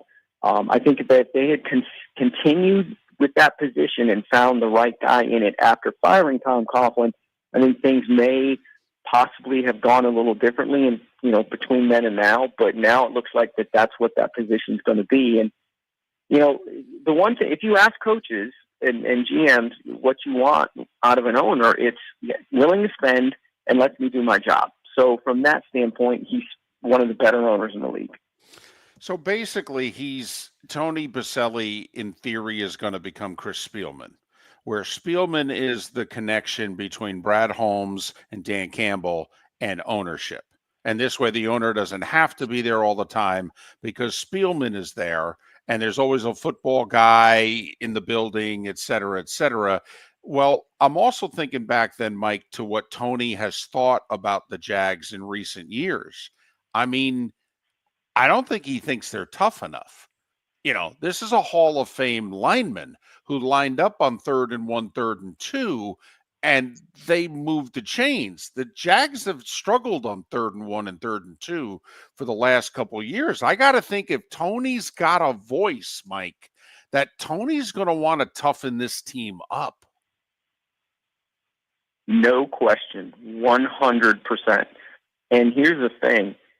Yesterday, Liam Cohen said, when asked about the identity of his team, he said, I want savages.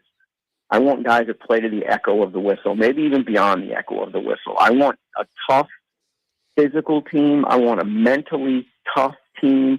I want a team that everybody knows what we are when we break the huddle and walk up to the line of scrimmage, and that's we're going to punch you in the mouth.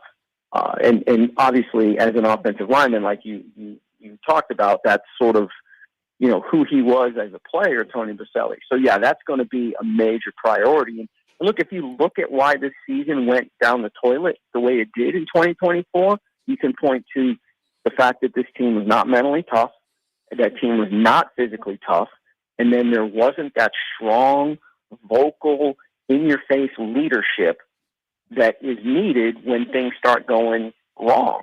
And that's everything that Tony Boselli was. Mentally tough, physically tough.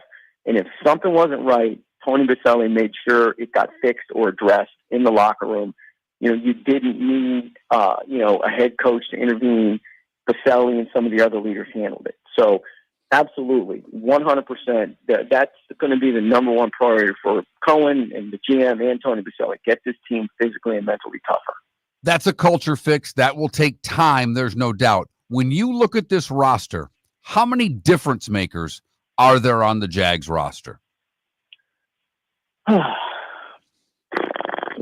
I go back and forth with this because I think Trevor Lawrence can be a difference maker if they could get him to play consistent football, which is a big task for Liam Cohen.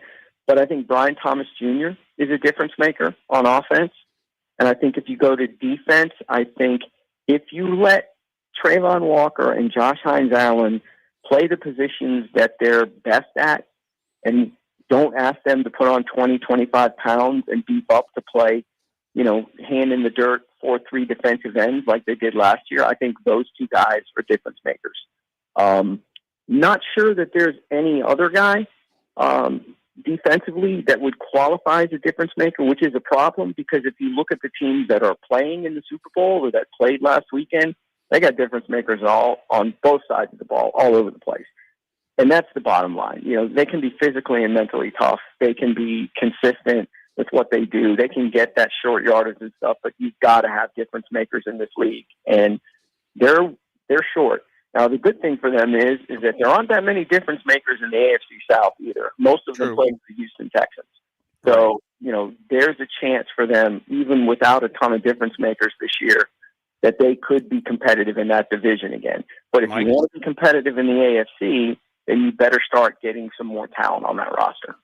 Mike DiRocco covers the Jags for ESPN and ESPN.com. Follow Mike on X at ESPN DiRocco, DiRocco. Mike, as always, appreciate your time and insight. We'll talk soon. Thanks for having me, guys. Have a good day. Mike DiRocco, ESPN, ESPN.com, joining us here on Miller and Moulton. Miller and Moulton would like to thank the sponsors that, quite frankly, saved the show in 2024. Whether it was Floor Meisters, American Paint Supplies, Glass Doctor, Molly Maid, Cigar Bar, Sleep Treatment Direct, the Diamond District, and even the Cape Coral Police Department, thank you. We're hopeful of a great 2025, still needing sponsors, so reach out to Miller and Moulton via X at that Mark Miller or the David Moulton, or text us at 21,000.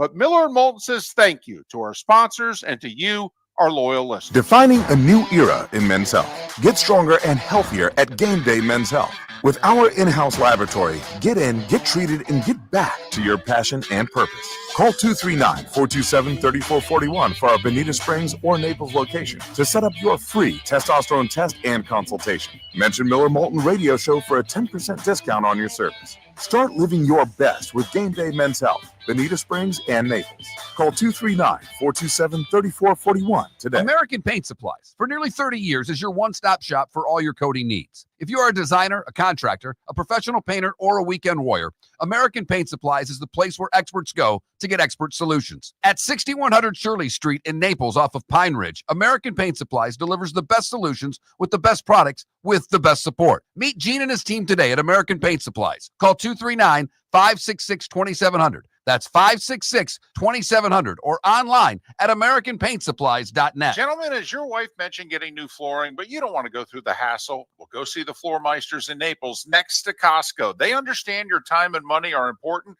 so they'll make it as painless as possible. With a huge in-stock selection of carpet and Cortec, they can get you the floor your wife's been asking for. They carry wood, vinyl, carpet, and tile. If you do it yourself, no problem. They can handle that as well. So go see TJ at the Floor Meisters and tell them, just keeping it real. This is Miller and Moulton.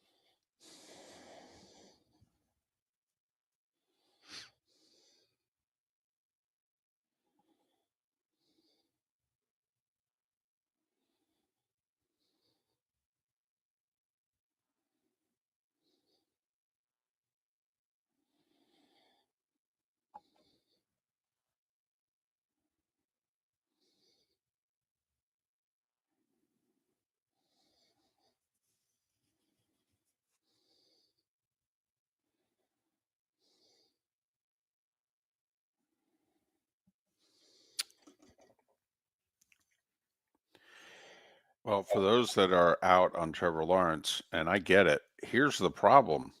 They signed him to a 5-year, $55 million per year extension that doesn't kick in till 26. Remember, he's only 4 years removed from Clemson. So he's going to play this season on the 5th year of his rookie deal. Then the 5 for 55 per kicks in. Right. And at least 3 of that's fully guaranteed. They can't get out from under Trevor Lawrence for 4 more years. I mean, they really can't. Certainly 3 more. And then they'd have to take a massive cap hit in 28. So you might as well bring in Liam Cohen or whoever the hell else and say, listen, we gave you a 5-year contract. We all know that's 3 or 4. You're married to him. Make it work. It's pretty much the same contract, Paul. The thing is, it starts, though, a year later.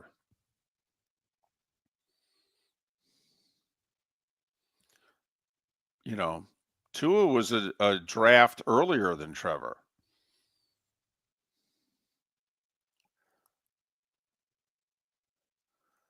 I'd rather have Trevor than Tua, only because I don't know how much longer Tua is going to play. And while Trevor's gotten hurt. The difference there is, though, one quarterback wants to play and gets hurt. I'm not sure the other quarterback wants to play. I'm not sure how much Trevor likes football. Well, we'll find out. That's me.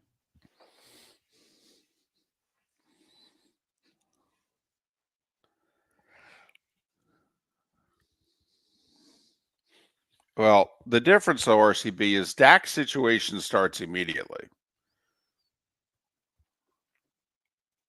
Also, Dak's a lot older. Dak's like 31 now. Bless you.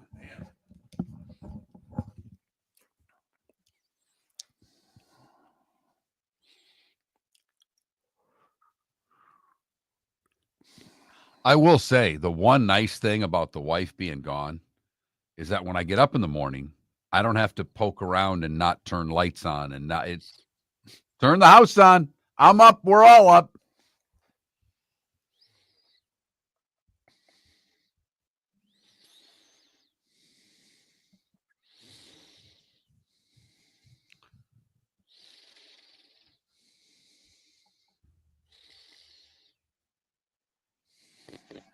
You got anything here?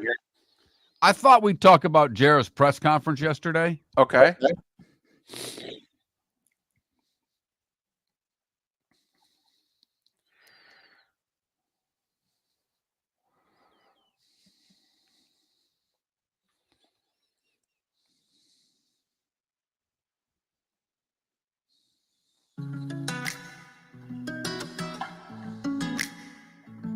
Welcome back to Miller and Moulton. Text the guys what's in your mind at 21,000. That's 21000. And now, here's David Moulton. 21 minutes past the hour. Miller and Moulton, millerandmoulton.com, Miller_Moulton on X. Thanks so much for being with us. Our Swamp Buggy Races poll question: which team's going to get to a Super Bowl first of these four? Lions, Commanders, Bills, or Ravens? Vote accordingly. Thought it would be a little more popular than it was. Thought it would be a good question, but the Bills Mafia hasn't gone on social media in 2 days. No, they haven't, opened the blinds. They haven't left the house. They really haven't. But that's our poll question. That Mark Miller, the David Moulton, Miller_Moulton on X. Pat Kerwin will be with us on Friday. For those of you listening right now going, where's Pat? Pat's at the Senior Bowl. This is as difficult of a week over the course of 52 weeks that we have Pat on the show to try to track Pat down. This is a busy week for him, more so even than others. And Tuesday was just out. We'll have Pat on Friday. And the good thing about Pat on Friday is that he has seen everyone and he's talked to everyone. So it'll be not about the Super Bowl and it'll be not about the AFC and NFC championship games, but it'll essentially will be our first draft preview show because Pat will have been in Mobile for 4 days and seen guys firsthand and talked to scouts and coaches and what have you. But yeah, Pat got in midday yesterday, had to get on the radio, do his national show. So no, we Senior Bowl week, we just check in with Pat on Friday.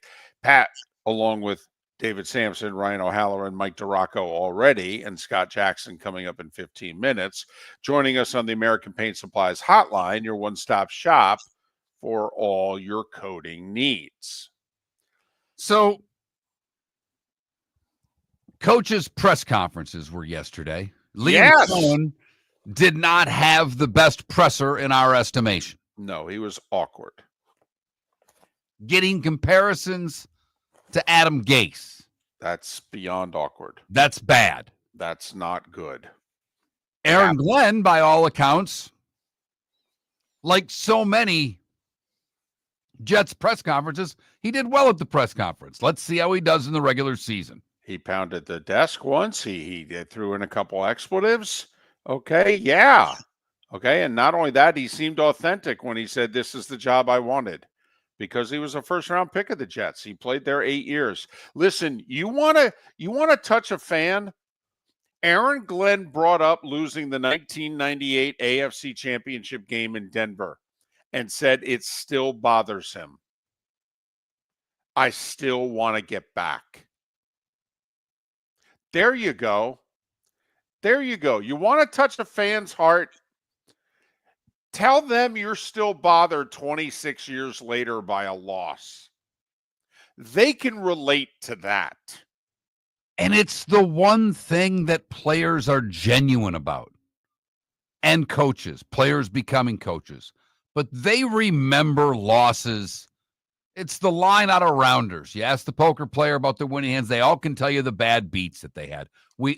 Players, Herm Edwards yesterday in an interview talked about, losing a Super Bowl and losing a championship game. It's a long time ago. Yeah. 54 years of Super Bowl. Right. Talking about how it still hurts. You're right, David. Fans can relate to that. But I don't know how well fans can relate to one Jerry Jones. And I don't know how well Jerry can relate to them. And I don't think he cares. But yesterday's press conference introducing Brian Schottenheimer as the new Dallas Cowboys head coach became, as all things in Dallas do, the Jerry Jones show. Of course. Jerry, and it's one of the quotes, without this being about me in any way, if you don't think I can operate out of my comfort zone, you're so wrong, it's unbelievable. Without this being about me in any way, here's some more about me. If Jerry really wanted it to not be about him, don't you not attend one of these things? No, seriously. They've got a PR guy. We wait until everyone's assembled, everyone's set, everything rolling, everybody plugged in. Are we good? Okay, thanks for coming. I'd like to introduce you to the whatever coach number he is of the Cowboys history. Okay, I'd like to introduce you to the 12th coach in the history of the Dallas Cowboys, ladies and gentlemen, Brian Schottenheimer. Polite applause. He sits down, and Jerry's not even in the room. That's funny. Cute. I like it. I'm just saying. I mean, don't you say, if you're his son, if you're Steven, don't you go, Dad, if you're there, everybody's going to want to talk to you. And that's what Jerry wants. But Dad, one question I want to ask you, David, and I don't know if you're an expert on press conferences, but you love sound. I do. You love press conference sound. You love post-game sound. I do. You love sound. Let me ask you this. Okay. In Chicago, when they introduced first-time head coach Ben Johnson. Right. Did anybody associated with the Bears say, this is as big of a risk as you can take? As big of a risk as you can take. No head coaching experience. Did you hear that in Chicago? No, Mark. They made sure to never go close to going down that road. What about the awkward press conference in Jacksonville yesterday? Did you hear at any point, this is as big of a risk as you can take? No, didn't come up. Is that why Aaron Glenn pounded on the desk?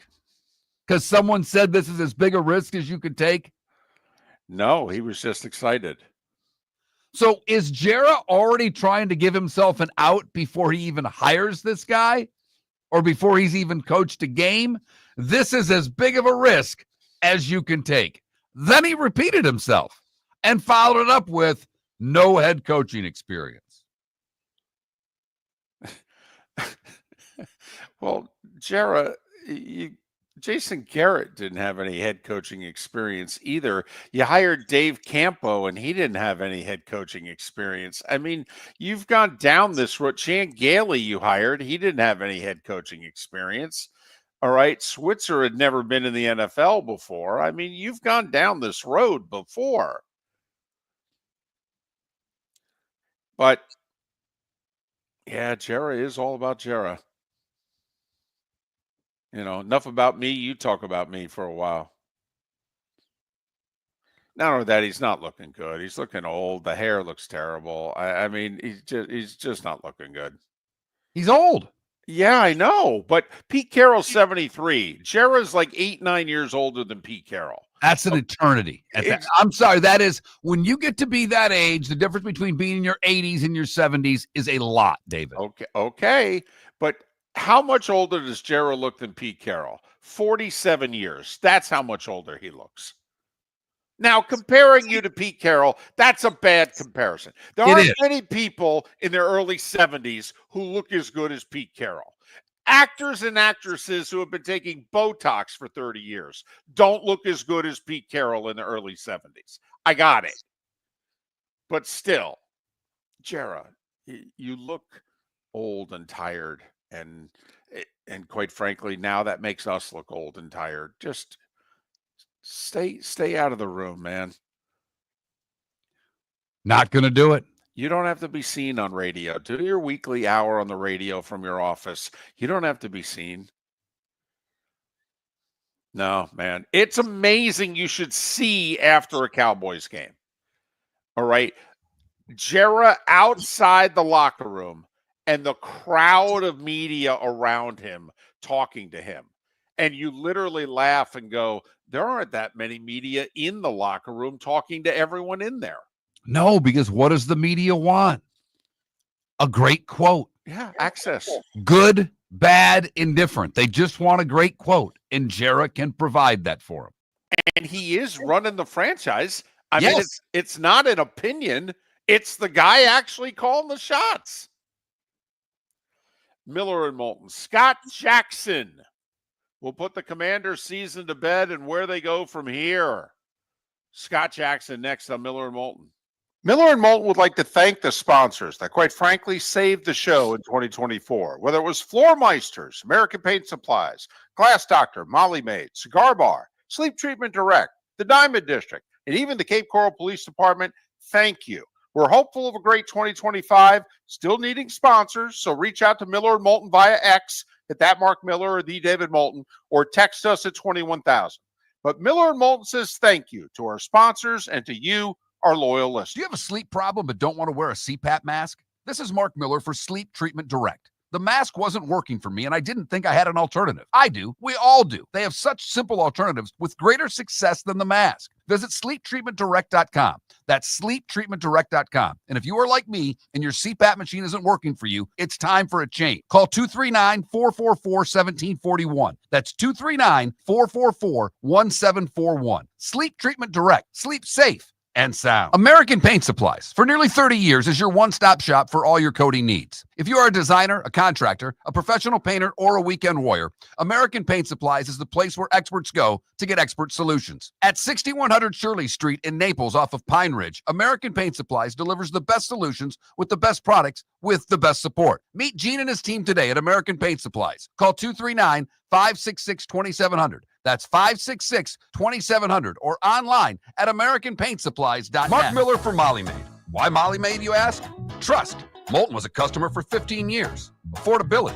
Didn't I just say Moulton was a customer for 15 years? Worry-free services. Our professional house cleaners are fully insured and a 24-hour warranty. Call Molly Maids today at 239-774-5839. That's 239-774-5839 or online at mollymaid.com/FTMYERS. That's mollymaid.com/FTMYERS. This is Miller and Moulton.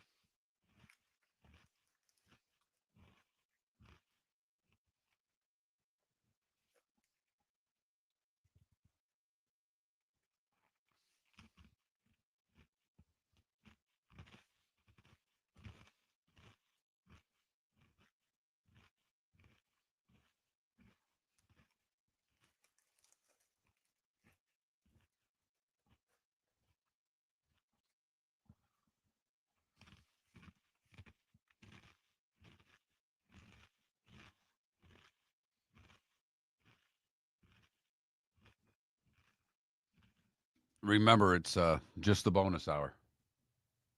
Right.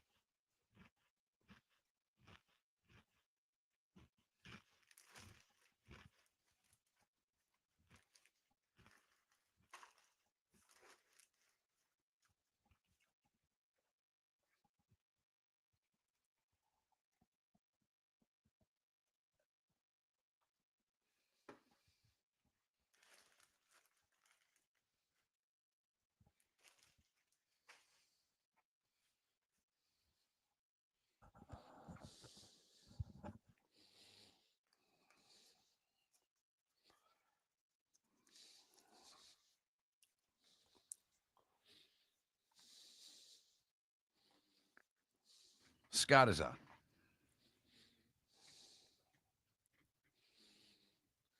Yes, they did, Bang Bang. They have an agency now, and they have changed some of their marketing decisions.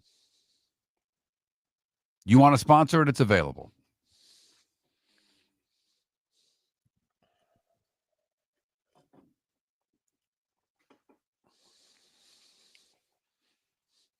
That's funny. That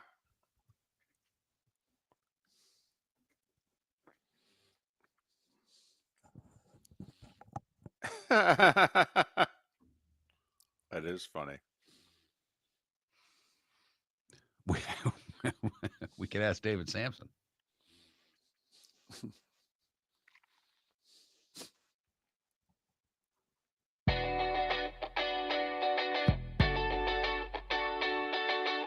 You're listening to Miller and Moulton.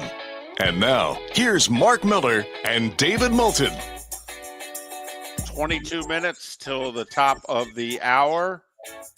Miller and Moulton, millerandmoulton.com, Miller_Moulton on X. Our Swamp Buggy Races poll question. So which of these four teams will make the Super Bowl first? Lions, Commanders, Bills, or Ravens? Vote accordingly.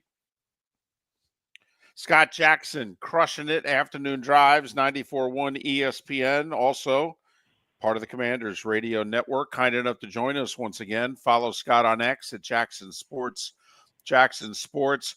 Well, a clean game from them would have been nice, right? To judge it. I mean, -4 in turnovers. Barkley, I think he scored again. I mean, kind of disappointing, huh? Yeah, I mean, because they had been playing really well. And, the thing that's got to crush Dan Quinn is he said it many times. They actually thought they had their best week in terms of where they were in their headspace, getting ready for it. But obviously, just the physical errors. And, give Philly credit. I mean, they're good at stripping the football. You knew that going in. I mean, the last time you played him, you had 5 turnovers and somehow found a way to win the game. But that wasn't going to cut it in the playoffs. And then, again, the Barkley run, immediately was a killer. The Commanders had a really good first drive, but they had to settle for 3. I was a little surprised that Dan Quinn chose for a field goal on a 4th and 3, but, maybe feeling that they already had converted 2 previous 4th downs to get to that point. I don't know. It was interesting, but yeah, I mean, they were killers. I mean, they're all bad in their own way. They all equal, like the 3 fumbles equal 21 points. The interception at the end was more of kind of a desperation heave kind of thing by Jaden, trying to make something happen, giving the guy Terry a chance. But I just think, that's the thing, that is frustrating for you. And I think you look at it and you step away and you say, all right, here's what the Eagles have and here's what we need, because that's definitely the mark, for me at least. I look at the NFC. I mean, that's the team you want to beat. That's probably the best roster, 1 to 53. Doesn't mean they're going to win the Super Bowl because they're number 15 and some other factors. But I think they are the team in terms of the makeup of the squad that you want to be. Obviously with the turnovers, the game got out of hand. But Jaden Daniels never seemed to change. I mean, he has been you've seen it up close and personal.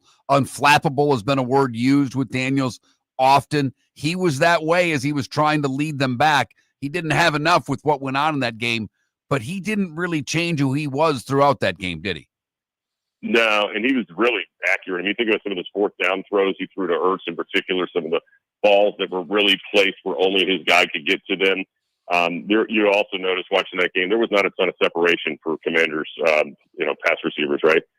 Philly was really doing a great job being on those guys, and it just shows you, too, looking forward here, what this team needs. They need more explosive playmakers, not only on the outside, but I'd also say coming out of the backfield, because clearly they don't have anybody that is like, not a lot of teams do, but like Saquon Barkley, even a James Cook, or, some of these other players that you've seen this year, and the year of the running back, as I've dubbed it many times on my radio show, teams that have these explosive backs that can change games, and you put one of those guys back there with Jaden Daniels, I mean, look out. But, the way he handled everything in that game, on the field and off the field after the game, talked about his teammates and this franchise being a blessing for him, when in reality, he's the blessing, but he doesn't look at it that way. And that's why people love this guy here and have such high hopes and high expectations moving forward. So you start making a wish list. Okay, this is what we need to line up with and beat Philly. Because everything that you mentioned, we need more explosive wide receivers. We only have one. We need something explosive in the backfield beyond our quarterback. We probably need to upgrade the line of scrimmage because they began to overwhelm us there on both sides. I mean, it starts adding up, doesn't it, Scott? And you start almost going, wait a minute, did we win 14 games this year or not?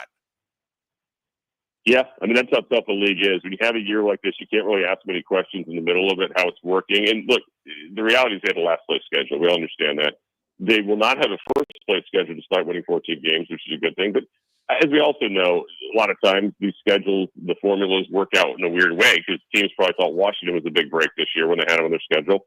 And they turned out not to be, because they were a much better team. So there'll be better teams that you think are weak, and there'll be, I should say, weaker teams that will be better, and then the better teams will be weaker, as it turned out as the season went on with, teams like San Francisco this season. So anyway, yeah, I mean, it does add up. The good news is it's a lot of money.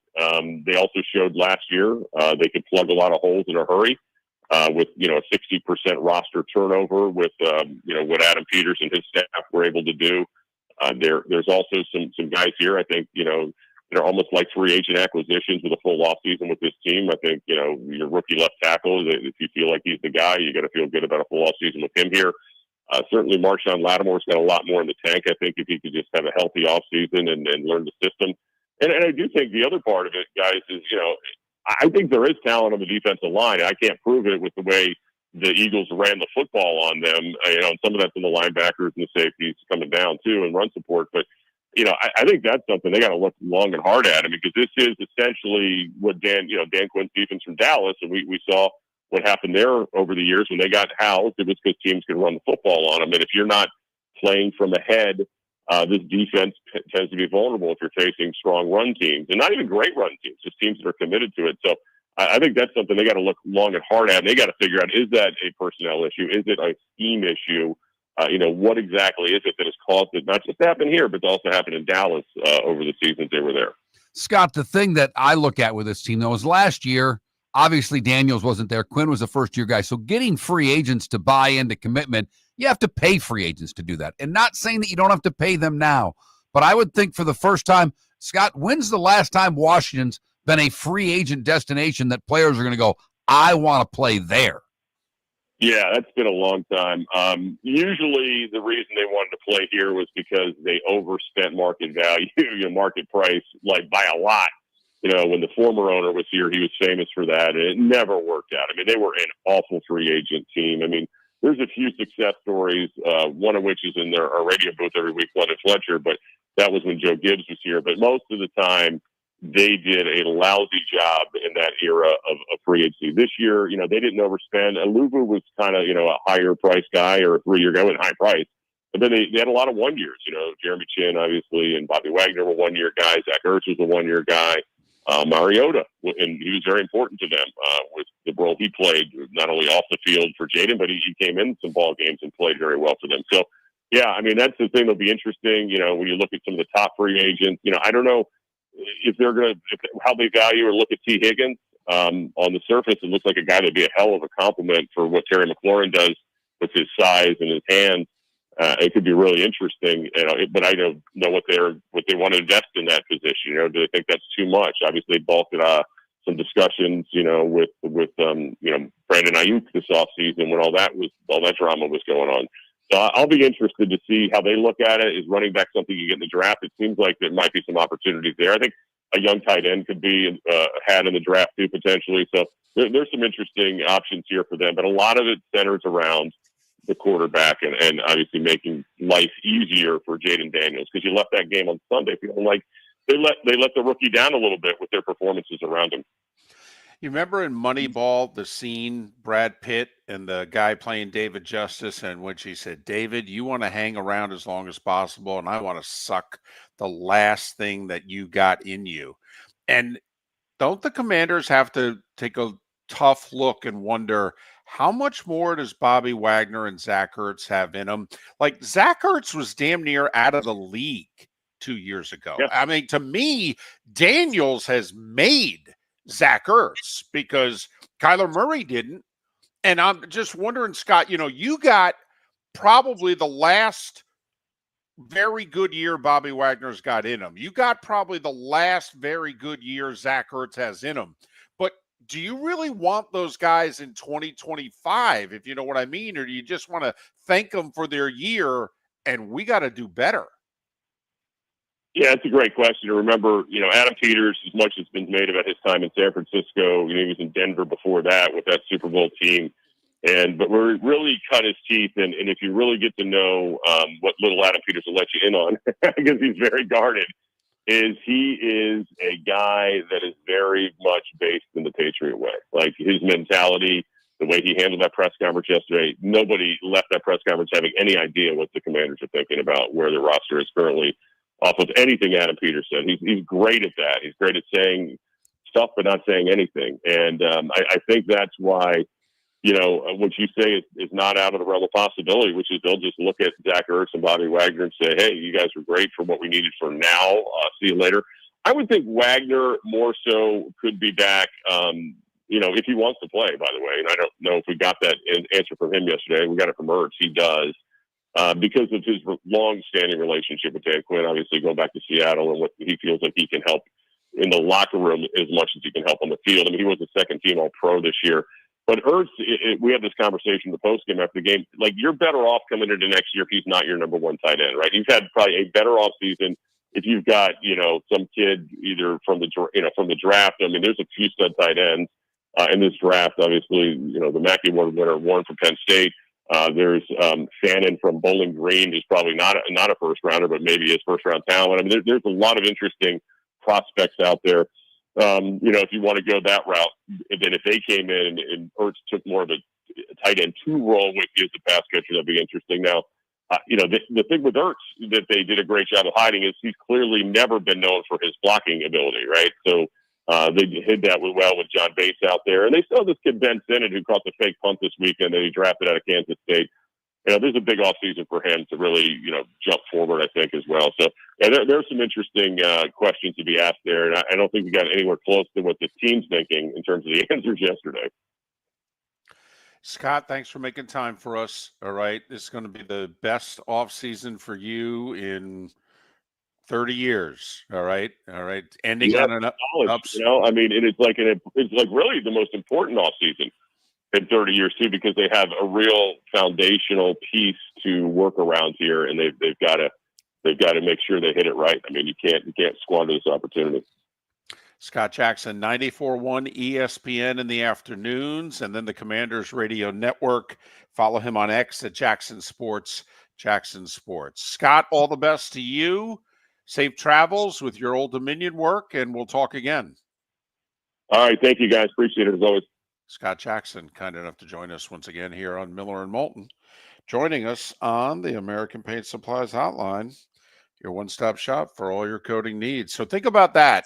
They've got like 40, 50 million in cap space. And they played in the conference championship game. And they've got a quarterback on a rookie deal who's special. They didn't get involved in the first wave of free agency last year, but they were very busy in the second wave. They did what most teams don't do. They signed middle class players, if you will. They signed the $5 to $8 million players. Boom, boom, boom. Signed a bunch of them. And those are guys, I believe, that are easier to get to buy into the culture with a new coach. They're guys looking for that second chance or that opportunity to get something they didn't get in their previous stops. Now, there are holes on that roster. They won every close game. They came from behind in all of those games. Yep. No doubt. Remind you a little bit. Now, they have the quarterback, and that's the big difference. But what the Giants did a couple of years ago, that you looked at the roster and go, how the hell did this team get into the postseason? I think it's why for Lions fans, losing to them was so disappointing because, quite frankly, Mark, I don't look at Washington's roster and see a 12-5 team. I look at their roster and I see a 10-win team at best. All right, just like when the Giants won 9 and tied a game, and I said that's a 6-win roster at best. Right. But they won every close game, and Dable, was great coaching decisions in the whole deal. And Dan was terrific this year. They won on a Hail Mary. They won like he mentioned, come on, they beat the Eagles with 5 turnovers. Come on. The likelihood that Daniels will play another game like that the rest of his career, where they turn it over 5 times and they win. But this year they won all those games. Next year they won't. They just won't. And they'll play a tougher schedule, and nobody will take them lightly. They're going to be on national television a bunch, so they ain't going to be playing at 1 o'clock on Sunday every week. It's real easy. It's a light load, travel-wise and everything. Work-wise, just getting ready for the week. The same routine of which you hear these players talk about ad nauseum, how important that is. That routine will be disrupted for the Commanders next year. Minimum 5 primetime games next year. Minimum. And it's going to be that way for the rest of the decade. If he stays healthy. Between Thursdays, Sundays, and Mondays, oh, yeah. You're going to see a lot of Commanders. Get ready. So there's a little rundown of the Commanders. We talked some Bills earlier in the show. If you miss any of the show, go to millerandmoulton.com or anywhere that you download your podcast to download what you missed and listen. You can always watch the show, whether it's youtube.com/millerandmoulton or twitch.tv/millerandmoulton to watch the two of us and interact with the very lively chat room. Yeah. Miller and Moulton. The bonus hour for the 239 and the 904 is next. The Cape Coral Police Department is growing. They are currently looking for police officers and are offering a $10,000 signing bonus to newly hired officers. If you desire a career in law enforcement, or if you are already in law enforcement and thinking about making a move to a better agency, think Cape Coral Police Department. If you're looking for a police department that is committed to excellence, that invests in the highest level of training, state-of-the-art equipment, and some of the highest compensation in all of Southwest Florida, then the Cape Coral Police Department is for you. Visit capecops.com. That's capecops.com. Gentlemen, as your wife mentioned getting new flooring, but you don't want to go through the hassle, well, go see the Floor Meisters in Naples next to Costco. They understand your time and money are important, so they'll make it as painless as possible. With a huge in-stock selection of carpet and Cortec, they can get you the floor your wife's been asking for. They carry wood, vinyl, carpet, and tile. If you do it yourself, no problem. They can handle that as well. So go see TJ at the Floor Meisters and tell them, just keeping it real. Do you have a sleep problem but don't want to wear a CPAP mask? This is Mark Miller for Sleep Treatment Direct. The mask wasn't working for me, and I didn't think I had an alternative. I do. We all do. They have such simple alternatives with greater success than the mask. Visit sleeptreatmentdirect.com. That's sleeptreatmentdirect.com. And if you are like me and your CPAP machine isn't working for you, it's time for a change. Call 239-444-1741. That's 239-444-1741. Sleep Treatment Direct. Sleep safe and sound. Mark Miller for Molly Maid. Why Molly Maid, you ask? Trust. Moulton was a customer for 15 years. Affordability. Didn't I just say Moulton was a customer for 15 years? Worry-free services. Our professional house cleaners are fully insured and a 24-hour warranty. Call Molly Maids today at 239-774-5839. That's 239-774-5839 or online at mollymaid.com/FTMYERS. That's mollymaid.com/FTMYERS. Wine glasses never fall over until you get a brand new rug. Oh, no! Ketchup bottles act normal till you're wearing a new shirt. Oh, you kidding me? And rocks slide peacefully on the road till the day you get a brand new windshield. Then they fly up off the road and attack without mercy. That's why new windshields from Glass Doctor come with our windshield protection plan. Unlimited repairs and one replacement for 12 months. Don't just fix it, protect it. Glass Doctor, a neighborly company. The world famous cigar bar started as a neighborhood place in downtown Fort Myers, and now it's a brand, a destination with 4 locations. The original place, Henry Street, Fort Myers, Gulf Coast Town Center, on Southeast 47th Terrace off the Cape Coral Parkway, and the Lounge on West 1st Street in Fort Myers. A place to go, whether you just need a relaxing drink and a smoke after a tough day at work, or a place to go celebrate. From relaxation to celebration, the world famous cigar bar. This is Miller and Moulton.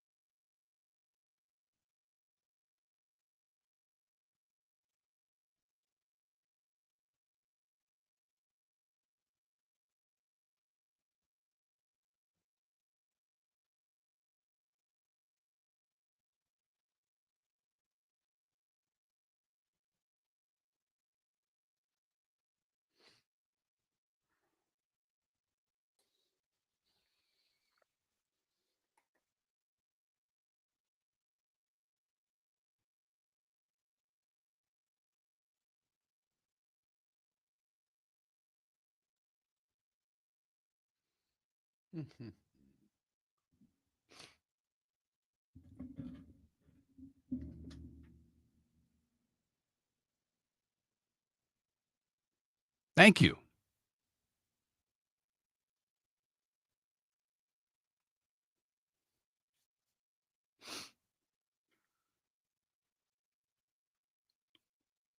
I know you're eating, but you're still on mute over there.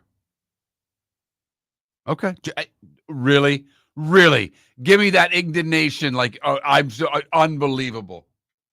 I won't. Not no, because I'm awful with this. I just that time, but this Gives me time I the- actually yeah, do. I know. No, that's not how I meant it. Okay, I meant it kind of like no. I'm aware this time. Just One eat of your the Cracker Jacks. One of the few times I'm aware. Chex Mix.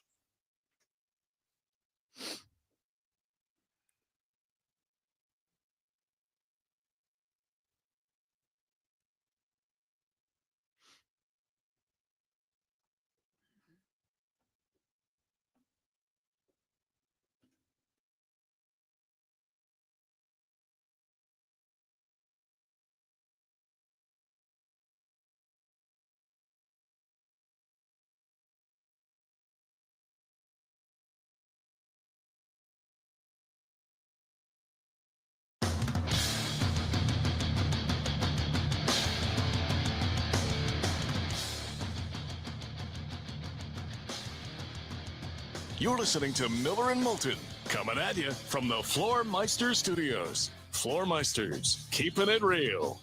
And now, here's Mark Miller and David Moulton. Coming at you in the bonus hour from the Floormeister Studios, Floormeisters in Naples, just keeping it real. Hey, most shows, they would have talked this out in advance. They would have produced it. It's part of our charm. That's not how we operate. Well, there was Chex Mix to eat during that break. There was, and I don't know, by the way, if I'm eating my Chex Mix or my granddaughter's.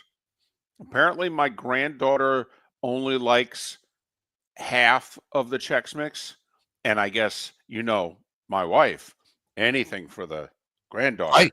So she takes the whole bag, puts it in a bowl, and then picks out, the stuff that apparently my granddaughter really likes and puts that in a plastic bag. Wait a minute. Your wife separates the Chex Mix for the granddaughter? The granddaughter doesn't do it herself? Well, she did, but now my wife wants it so that, when she just hands our granddaughter her own bag of Chex Mix, or she pours, it into her bowl, that everything in there is what she wants.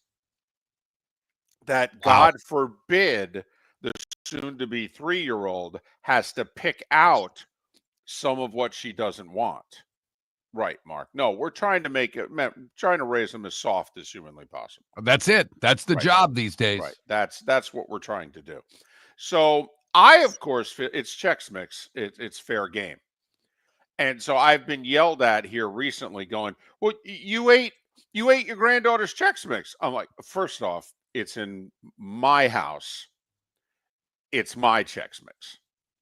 All right. Let's get that straight right now. Okay. I live here. She doesn't. It's in our cabinets. It's ours. So I didn't go to her house and eat her Chex Mix. Let's get that straight right now. Which, let's be honest, if you did, there still wouldn't be a problem. There shouldn't be. Right. I am one of the oldest people in the family. I should have some rank and privilege, right? Yes. I sat at the kids' table for how many years? I don't sit at that table anymore. And you could go back to sitting at that table any day now. But I digress. So, yes, so I may be committing an international law violation here. I think I'm eating the wrong bag of Chex Mix. I don't know what to tell you. It was the closest one when I opened up the cupboard. It was staring me right in the face. What doesn't she like in the Chex Mix? I don't know, and I probably should pay attention to that. Fair game, and I like a lawyer, probably should have had that answer before I asked the question, but I had to ask. I don't think there's anything in the Chex Mix that you would take out. Like, I don't look at the Chex Mix in the bowl and go, like some people don't like black jelly beans. You throw the jelly beans in the bowl and they'll eat all but the black ones. Or some, like my grandmother on my dad's side, she loved the black jelly beans. Those were the ones she ate. Okay, I'd save them for her. But to me, you look at Chex Mix, what are we taking out? What, seriously? A nut? Are there nuts in Chex Mix? I don't think there are. I think that's something else. Well, maybe there are, and there aren't in this bag, and they were taken out. I don't know. I don't think there are peanuts in Chex Mix. Are there? David, I'm checking. Yeah. Corn Chex, Right Chex, Wheat Chex, mixed nuts, pretzels. Huh. Well, maybe it's the nuts then that are taken out. Could be the nuts. Because there are no nuts in this bag. So, yeah, I'm definitely eating the wrong bag. I don't care. I don't know. I'll go out and get more. I think I've. Well, if you ate the wrong box of Chex Mix, you will hear about it. Oh, there's no doubt I'll hear about it. I don't care. I don't care. 59 years old. If it's in my house, it's fair game. I agree. And I know it's not my house, it's our house, but you got to be kidding me. Not the grandkids' house. And label it then. Seriously, if you're really that concerned, put her name on it. Don't touch. Okay, something. Otherwise, you got to be kidding me. I didn't mean to depress you about the Chex Mix. Well, it's obviously it's a bone of contention. It really is. But what is it you wanted to bring up? Because I derailed the show by bringing up Chex Mix. Well, you know me and schedules, Mark, because you brought it up. We just talked to Scott Jackson about the Commanders next year. So during the break, I actually did some homework. Okay? You just tell me your gut feeling. Is this like a good draw, a bad draw, or kind of like, come see, come saw? So if you're a fan of an NFC East team next year, you draw the NFC North. Tough draw. And the AFC West. Tough draw. So right there, you're a fan of the Eagles, the Commanders, the Cowboys, and the Giants. That's like, to me, they say, well, Dable's got to win this year. Look at who they're going to play. Right now, of those 8 teams, forget the division. By the way, they're a last place team. They better than anybody in the NFC North? Talking Giants? Yeah. No. They better than anybody in the AFC West? They're right there with the Raiders. Okay, good. So you got 6 division games. All right. Maybe Dallas at home. Maybe, but the Cowboys own them. And then you got those 8 games we just went through. They're clearly underdogs in 7 of them. I mean, that's 14 of their 17 games right there. We don't think they're going to be favored in a single one. How many games is he supposed to win again? Okay, Mark. You're the fan of an NFC North team. How do you feel about this draw? You draw the NFC East. Yeah. And you draw the AFC North. Ooh. Okay. So, yeah, all right. You're an NFC South fan. You draw the NFC West and the AFC East. Okay. You think you got a chance there, right? Yeah, you do. Even though you got 3 teams, do the Niners come back in the NFC West? Anyway, you're a fan of an NFC West team. You get the NFC South and the AFC South. Don't you right there, don't you have to circle the NFC West and go, wow, they got the schedule? They do, and then you look at where San Francisco is, just to bring, because you brought them up. Where did they finish in the division? Last. Now look at what their other crossover games are. NFC South, AFC South, and a last place schedule. If the Niners can put Humpty Dumpty back together again. Exactly. Quickly in the AFC, if you're a fan of a team in the East, you draw the AFC North. And the NFC South. That's doable.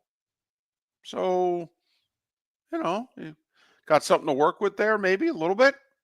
Middle of the pack, schedule-wise. Fan of an AFC North team. You draw the AFC East and the NFC North. A little more challenging, I think, than the AFC East schedules, but okay. Quickly, You're a fan of the AFC South. You're drawing the two Western divisions. So Texans, Titans, Jags, Colts. Yeah. You're drawing the AFC West and the NFC West. Does mean you're going to have 4 teams that are coming at you west to east for the 3-hour time zone difference. That usually is an advantage.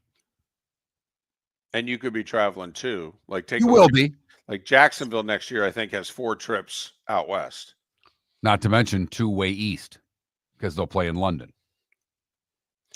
And if you're the fan of a team in the AFC West, the Chiefs, you draw the AFC South and NFC East.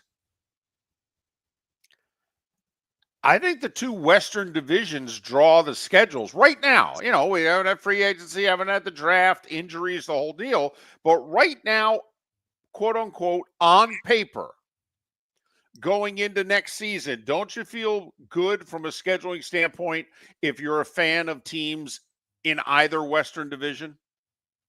You think, oh, we got the scheduling edge. Right now, this moment in time, I think you're right, David. Obviously, we'll see how this all plays out. No one expected the NFC North this past year to be as good as they were.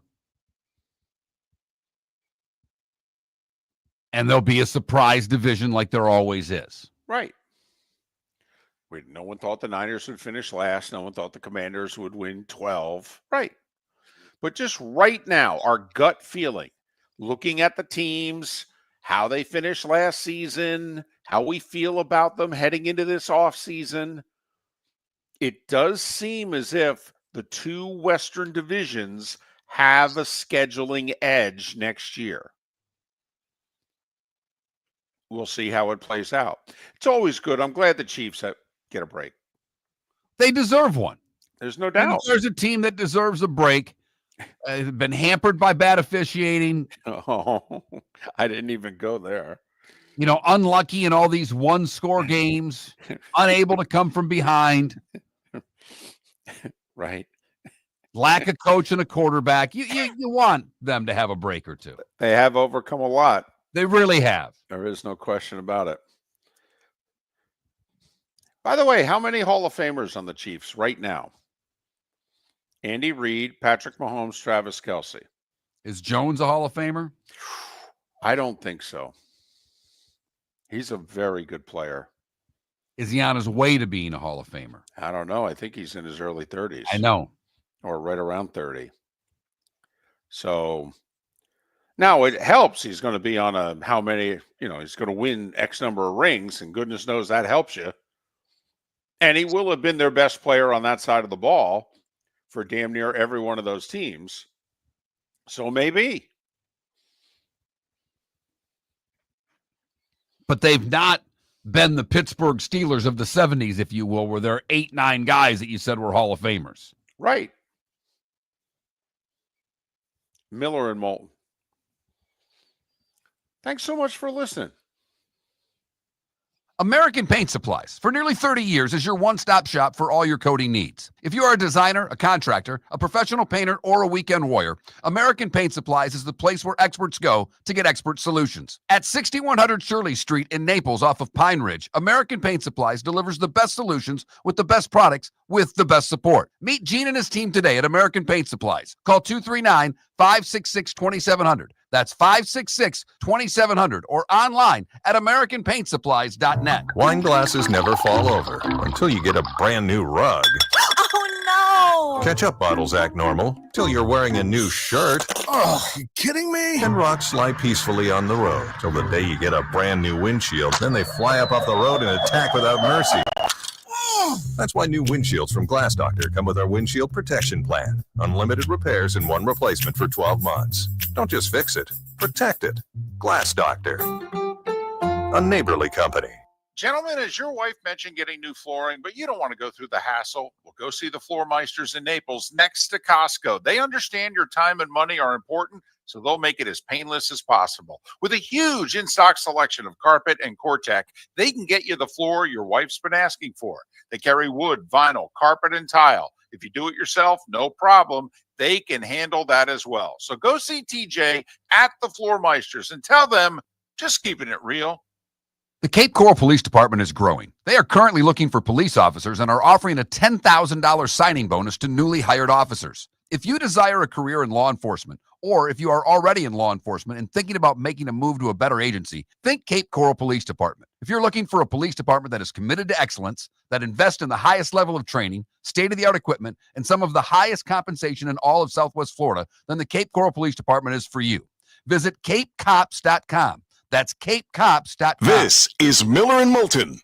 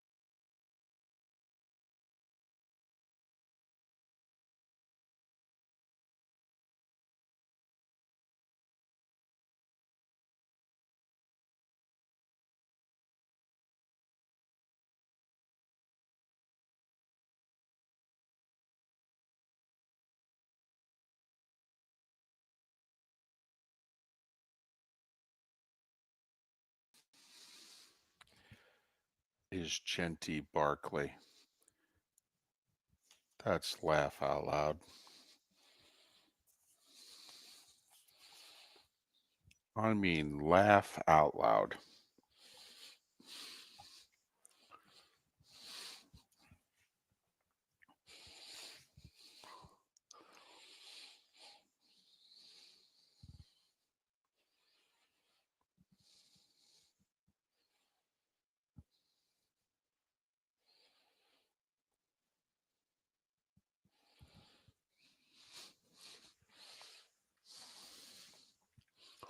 You know, Johnny Mac, Tyler Warren's going to be interesting because Tyler Warren is not fast.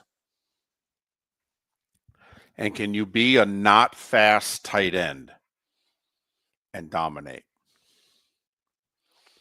I don't think you can. I think Tyler Warren to me will be very interesting how good he is at the next level.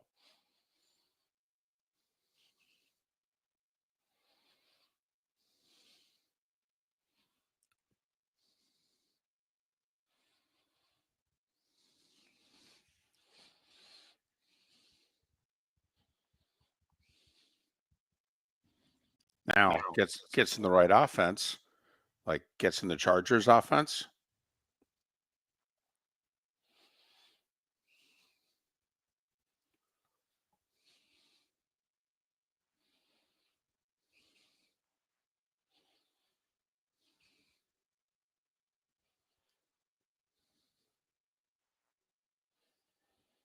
No, he's not, Paul. You're right. He's not fast enough. He's very physical. How many Hall of Famers were in the Brady-Belichick dynasty? Someone sent that to us. Well, what part of the dynasty? You know, Ty Law, Richard Seymour, Brady.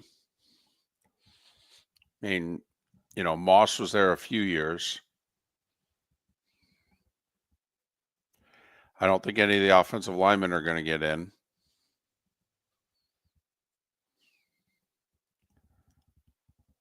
Rodney Harrison keeps being talked about, but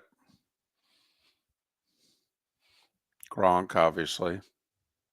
So Gronk, Brady, Seymour, and Ty Law. Yeah, fam. If he was still with the Chiefs and they were winning Super Bowls, yeah. Yes. I think he would have gotten in.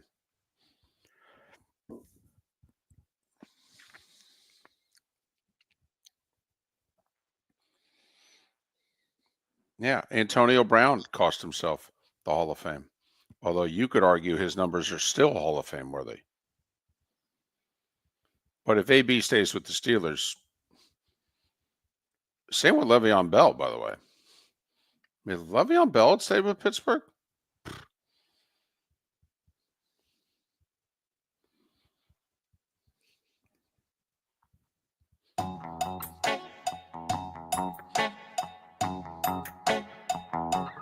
You're listening to Miller and Moulton.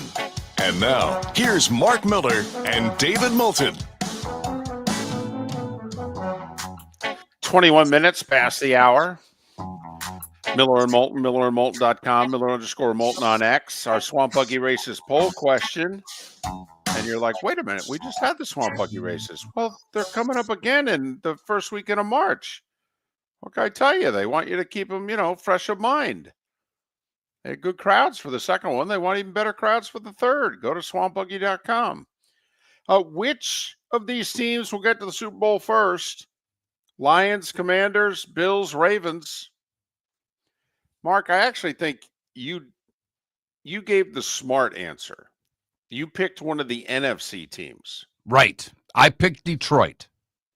I think that their window's still there for a couple of years despite the brain drain at coach. The offensive line's still intact. The receivers and running backs are there. Jared Goff's good enough, in my opinion. But obviously, number 15 is not in the NFC. Right. So it's probably smart. The question was make the Super Bowl, not win the Super Bowl. So I was probably smart on your part there. David, I don't know if you caught it, but yesterday, Stu Sternberg spoke, the Rays owner. He has not talked a lot through this whole stadium, whatever you want to call it. Mess? Fair enough. But he was asked yesterday, he was at some big business function, and he said he was uncertain whether the club will proceed with the deal as presently constructed.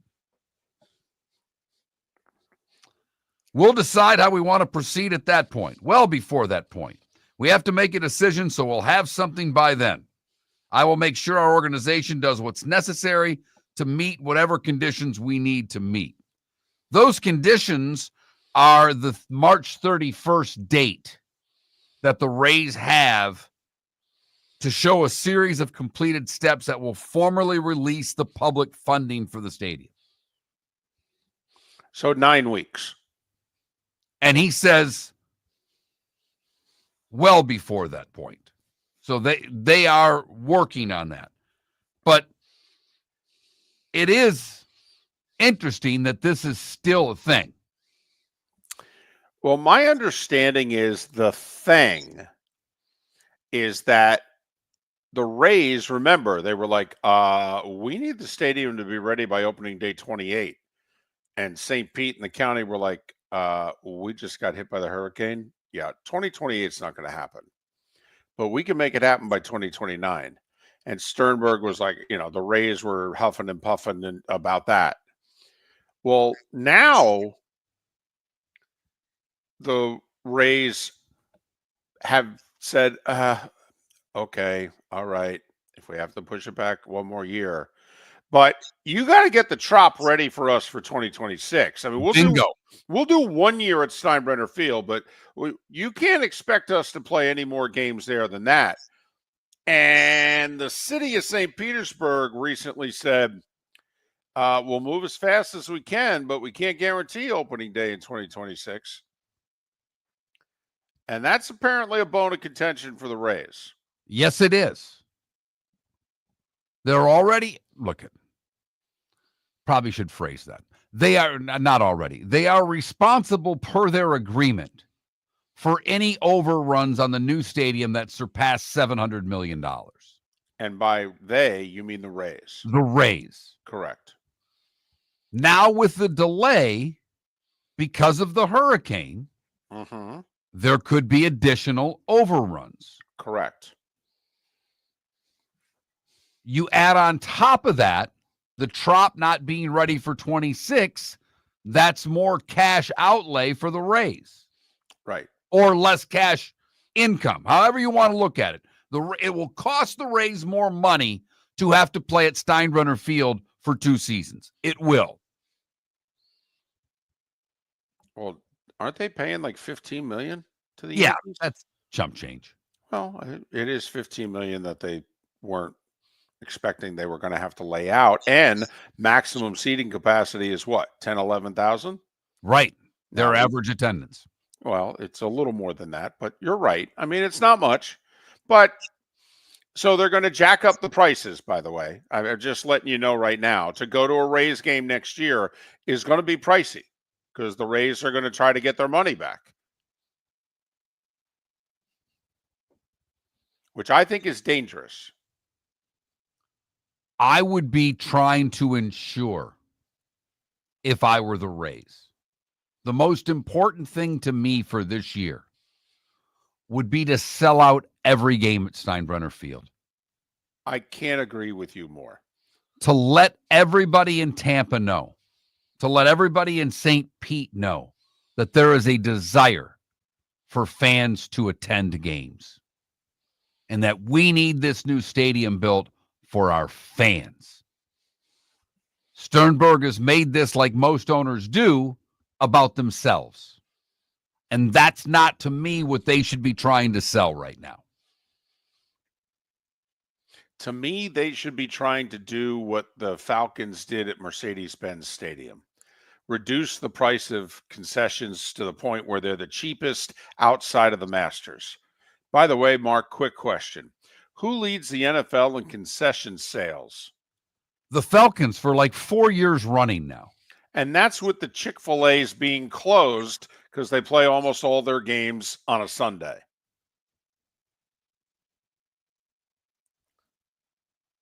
Now, I get it.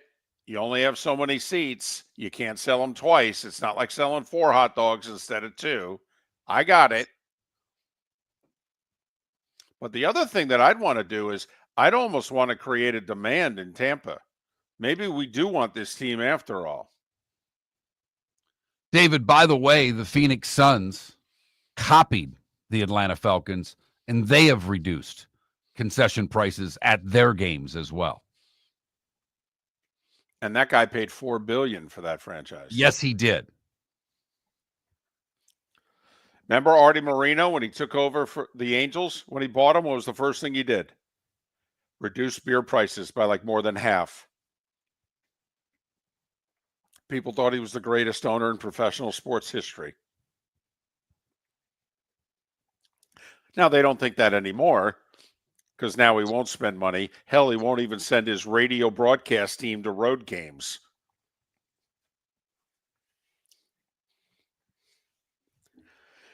So this is interesting. I mean, you would like to think that, hey, we can stop all the posturing and pushing it come to shove and all that. I mean, the Rays have to make a decision. And if the city of St. Pete moves too slow for them, in theory, they've made their decision. It won't matter.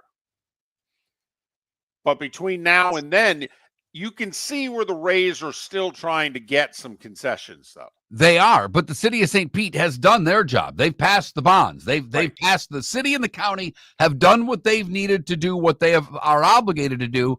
And now here's Sternberg, the Rays owner, saying, yeah, I don't know what to tell you because of the hurricane, and I understand how it's impacted you, but it's impacted me and my business. You need to give me more money. Right. And I'm with the city and the county on this one. I am. We're giving you the land. You can make billions on the land that we're giving you. The hurricane is inconvenient for all of us. Suck it up, Buttercup. I'm with you. I'm just explaining where Sternberg's coming from. Yeah, here's the other thing. There's no city out there saying, we'll take you. There isn't. There isn't. Now, if he's got one, now would be the time for them to go public. Otherwise, MLB doesn't want them to move because what does that do? It disrupts their expansion. And the money behind the expansion is astronomical. And that goes directly into the owner's pockets. They don't share it with anyone. Miller and Moulton. Little update at what's going on in St. Pete. Stu Sternberg talking yesterday. Thought we would bring that up. The good, the bad, and the ugly. What's on tap? Today was the day when. It's all next right here on Miller and Moulton. Miller and Moulton would like to thank the sponsors that, quite frankly, saved the show in 2024. Whether it was Floor Meisters, American Paint Supplies, Glass Doctor, Molly Maid, Cigar Bar, Sleep Treatment Direct, the Diamond District, and even the Cape Coral Police Department, thank you. We're hopeful of a great 2025, still needing sponsors, so reach out to Miller and Moulton via X at that Mark Miller or the David Moulton, or text us at 21,000. But Miller and Moulton says thank you to our sponsors and to you, our loyal listeners. Whether you're chasing peak performance, reigniting intimacy, or simply want to feel your best, Game Day Men's Health creates customized game plans to optimize your health. Call 239-427-3441 for our Bonita Springs and Naples location to set up your free testosterone test and consultation. Mention Miller Moulton Radio Show for 10% off your service. Find your maximum self with Game Day Men's Health, Bonita Springs and Naples, Florida. Call 239-427-3441 today. The world-famous cigar bar started as a neighborhood place in downtown Fort Myers, and now it's a brand, a destination, with 4 locations. The original place, Henry Street, Fort Myers, Gulf Coast Town Center, on Southeast 47th Terrace off the Cape Coral Parkway, and the Lounge on West 1st Street in Fort Myers. A place to go, whether you just need a relaxing drink and a smoke after a tough day at work, or a place to go celebrate. From relaxation to celebration, the world-famous cigar bar. Do you have a sleep problem but don't want to wear a CPAP mask? This is Mark Miller for Sleep Treatment Direct. The mask wasn't working for me, and I didn't think I had an alternative. I do. We all do. They have such simple alternatives with greater success than the mask. Visit sleeptreatmentdirect.com. That's sleeptreatmentdirect.com. And if you are like me and your CPAP machine isn't working for you, it's time for a change. Call 239-444-1741. That's 239-444-1741. Sleep Treatment Direct. Sleep safe and sound. This is Miller and Moulton.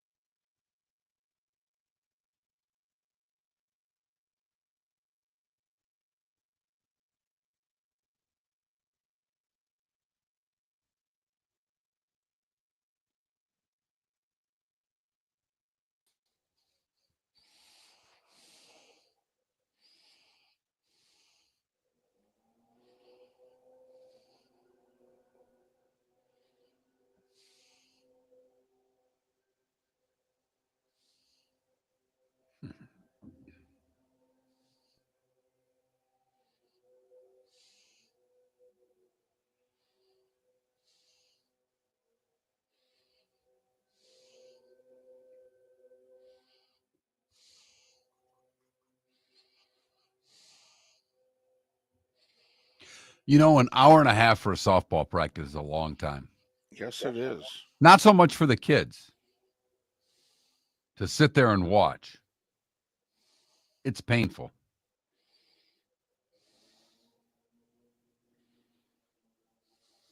They need to have a bar there. It would make it a lot easier. The concession stand should start selling beer. Although I am eerily close here, David, to completing dry January. Wow. Well, congratulations. I guess. I might get drunk Saturday night, though. Good for I haven't you. decided yet.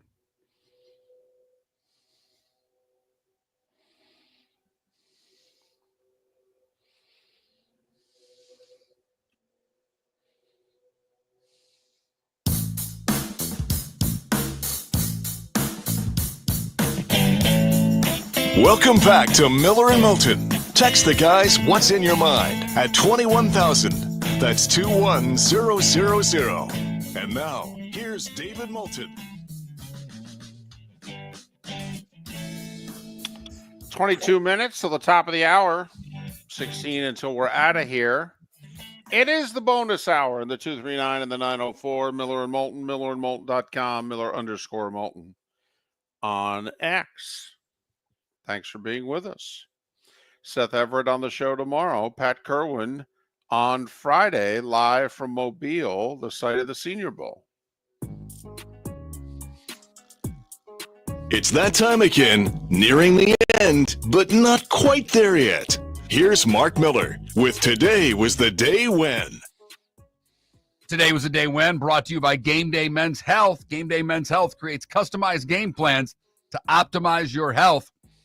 Call them today, 239-427-3441.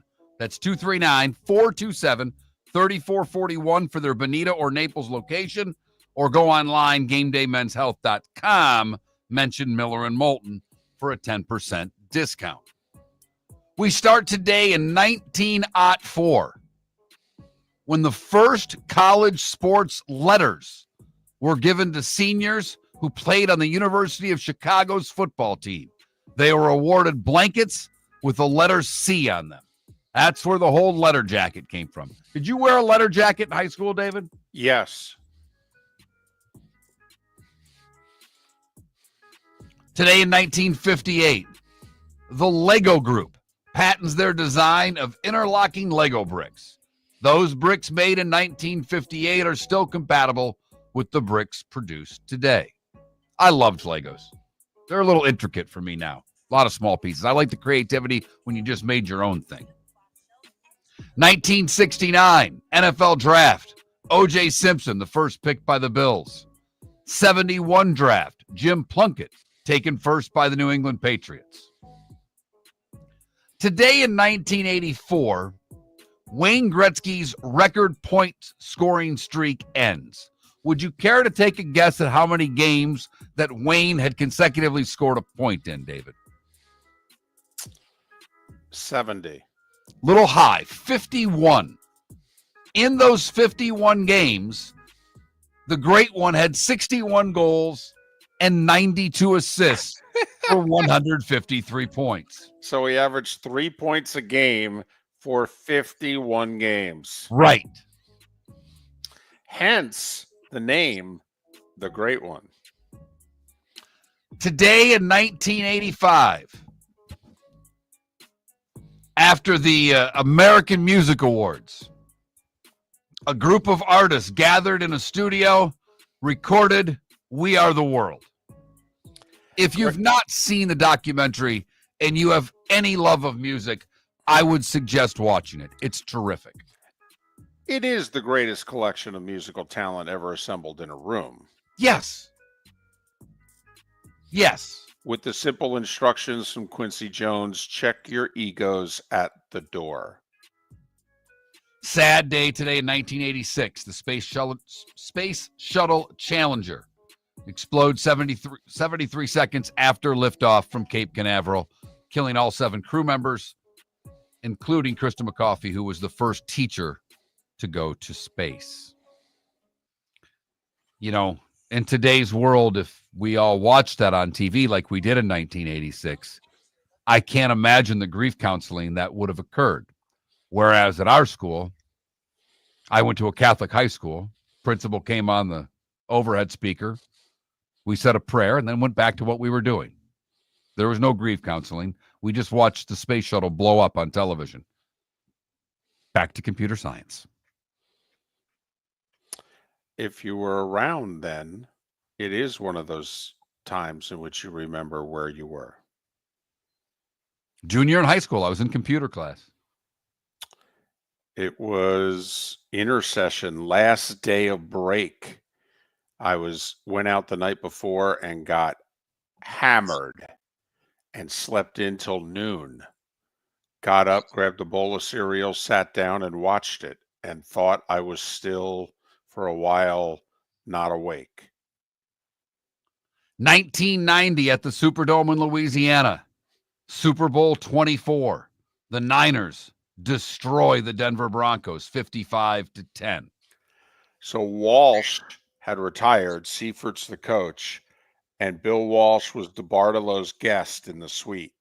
And they come out first play of the game. And Walsh says to DiBartolo, if they're going to play this defense all game, we're going to kill them.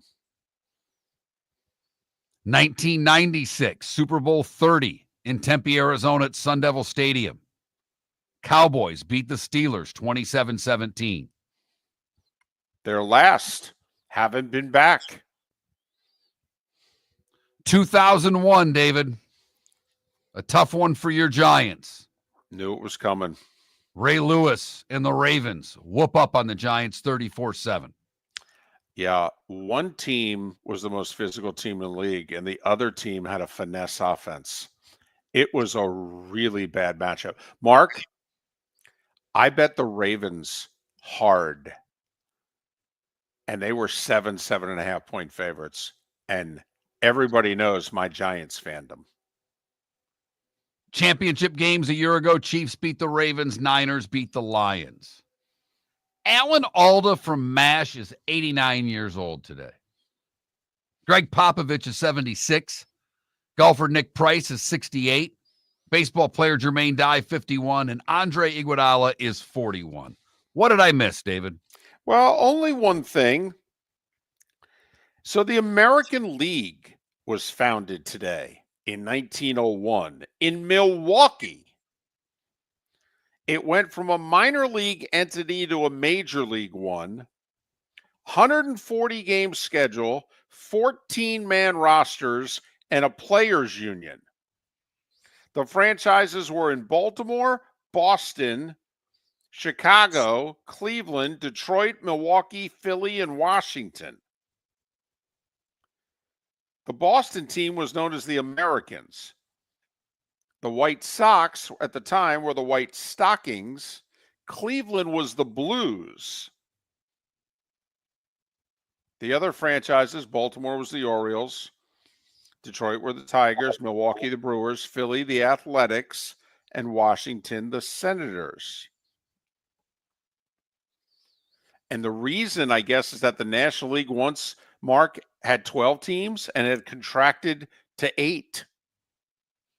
And so these folks thought that, you know, there's a thirst for more baseball. We're going to go from a minor league to the major leagues and see if people bite. They were trying to disrupt the monopoly. Essentially, the American League formed as like the World Football League or the AFL. The AFL. Taking on the big bad National League. Yep. There was a quote, the National League is forcing this war on us. Wow. Sounds quite hostile.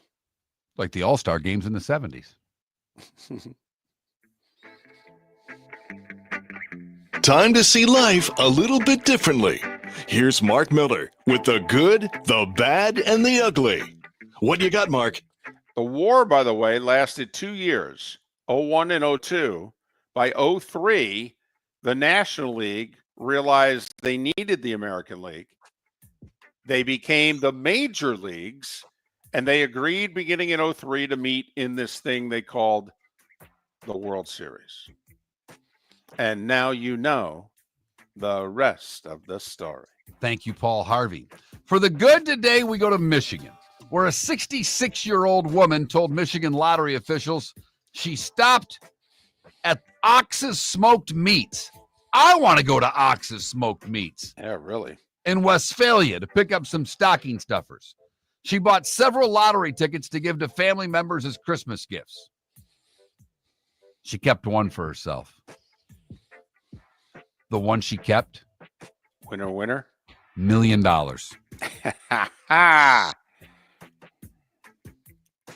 Good for her.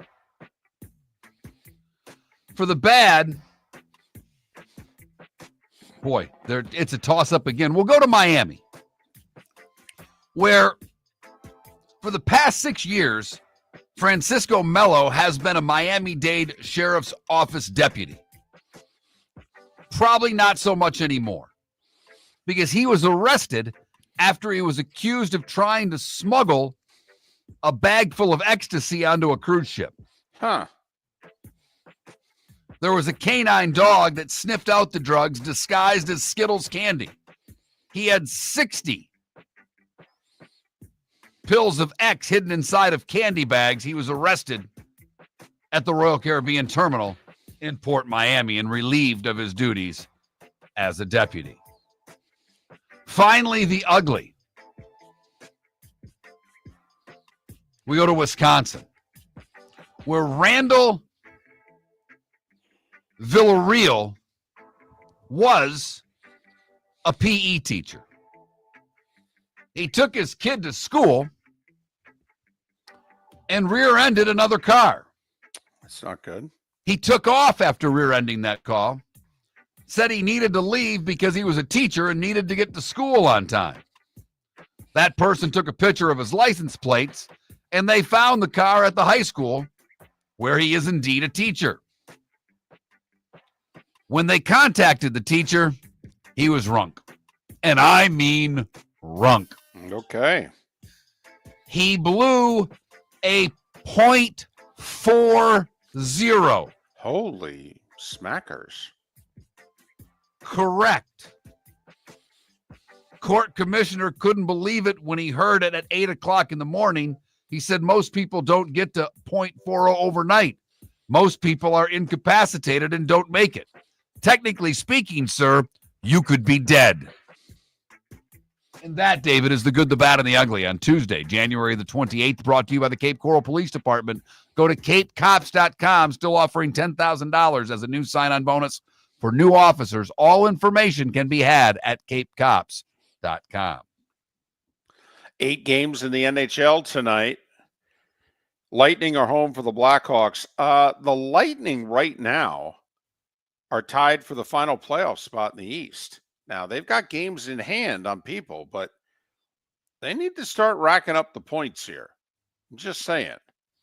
And they got 2 staring them in the face tonight at home with the Blackhawks. So Tampa needs a win tonight.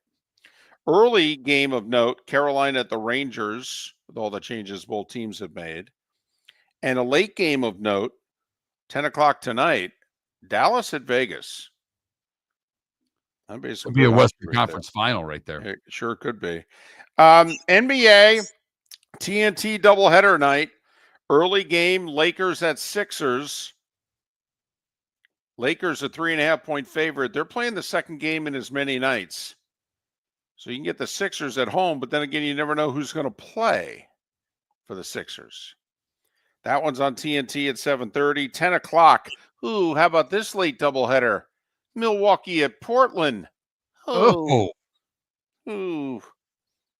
They don't even want to watch that in Portland. So we have 2 system plays tonight. Yes, we do. After none last night, after a 6-4 week last week and an 8-4 week the week before. So here we go. 15th ranked St. John's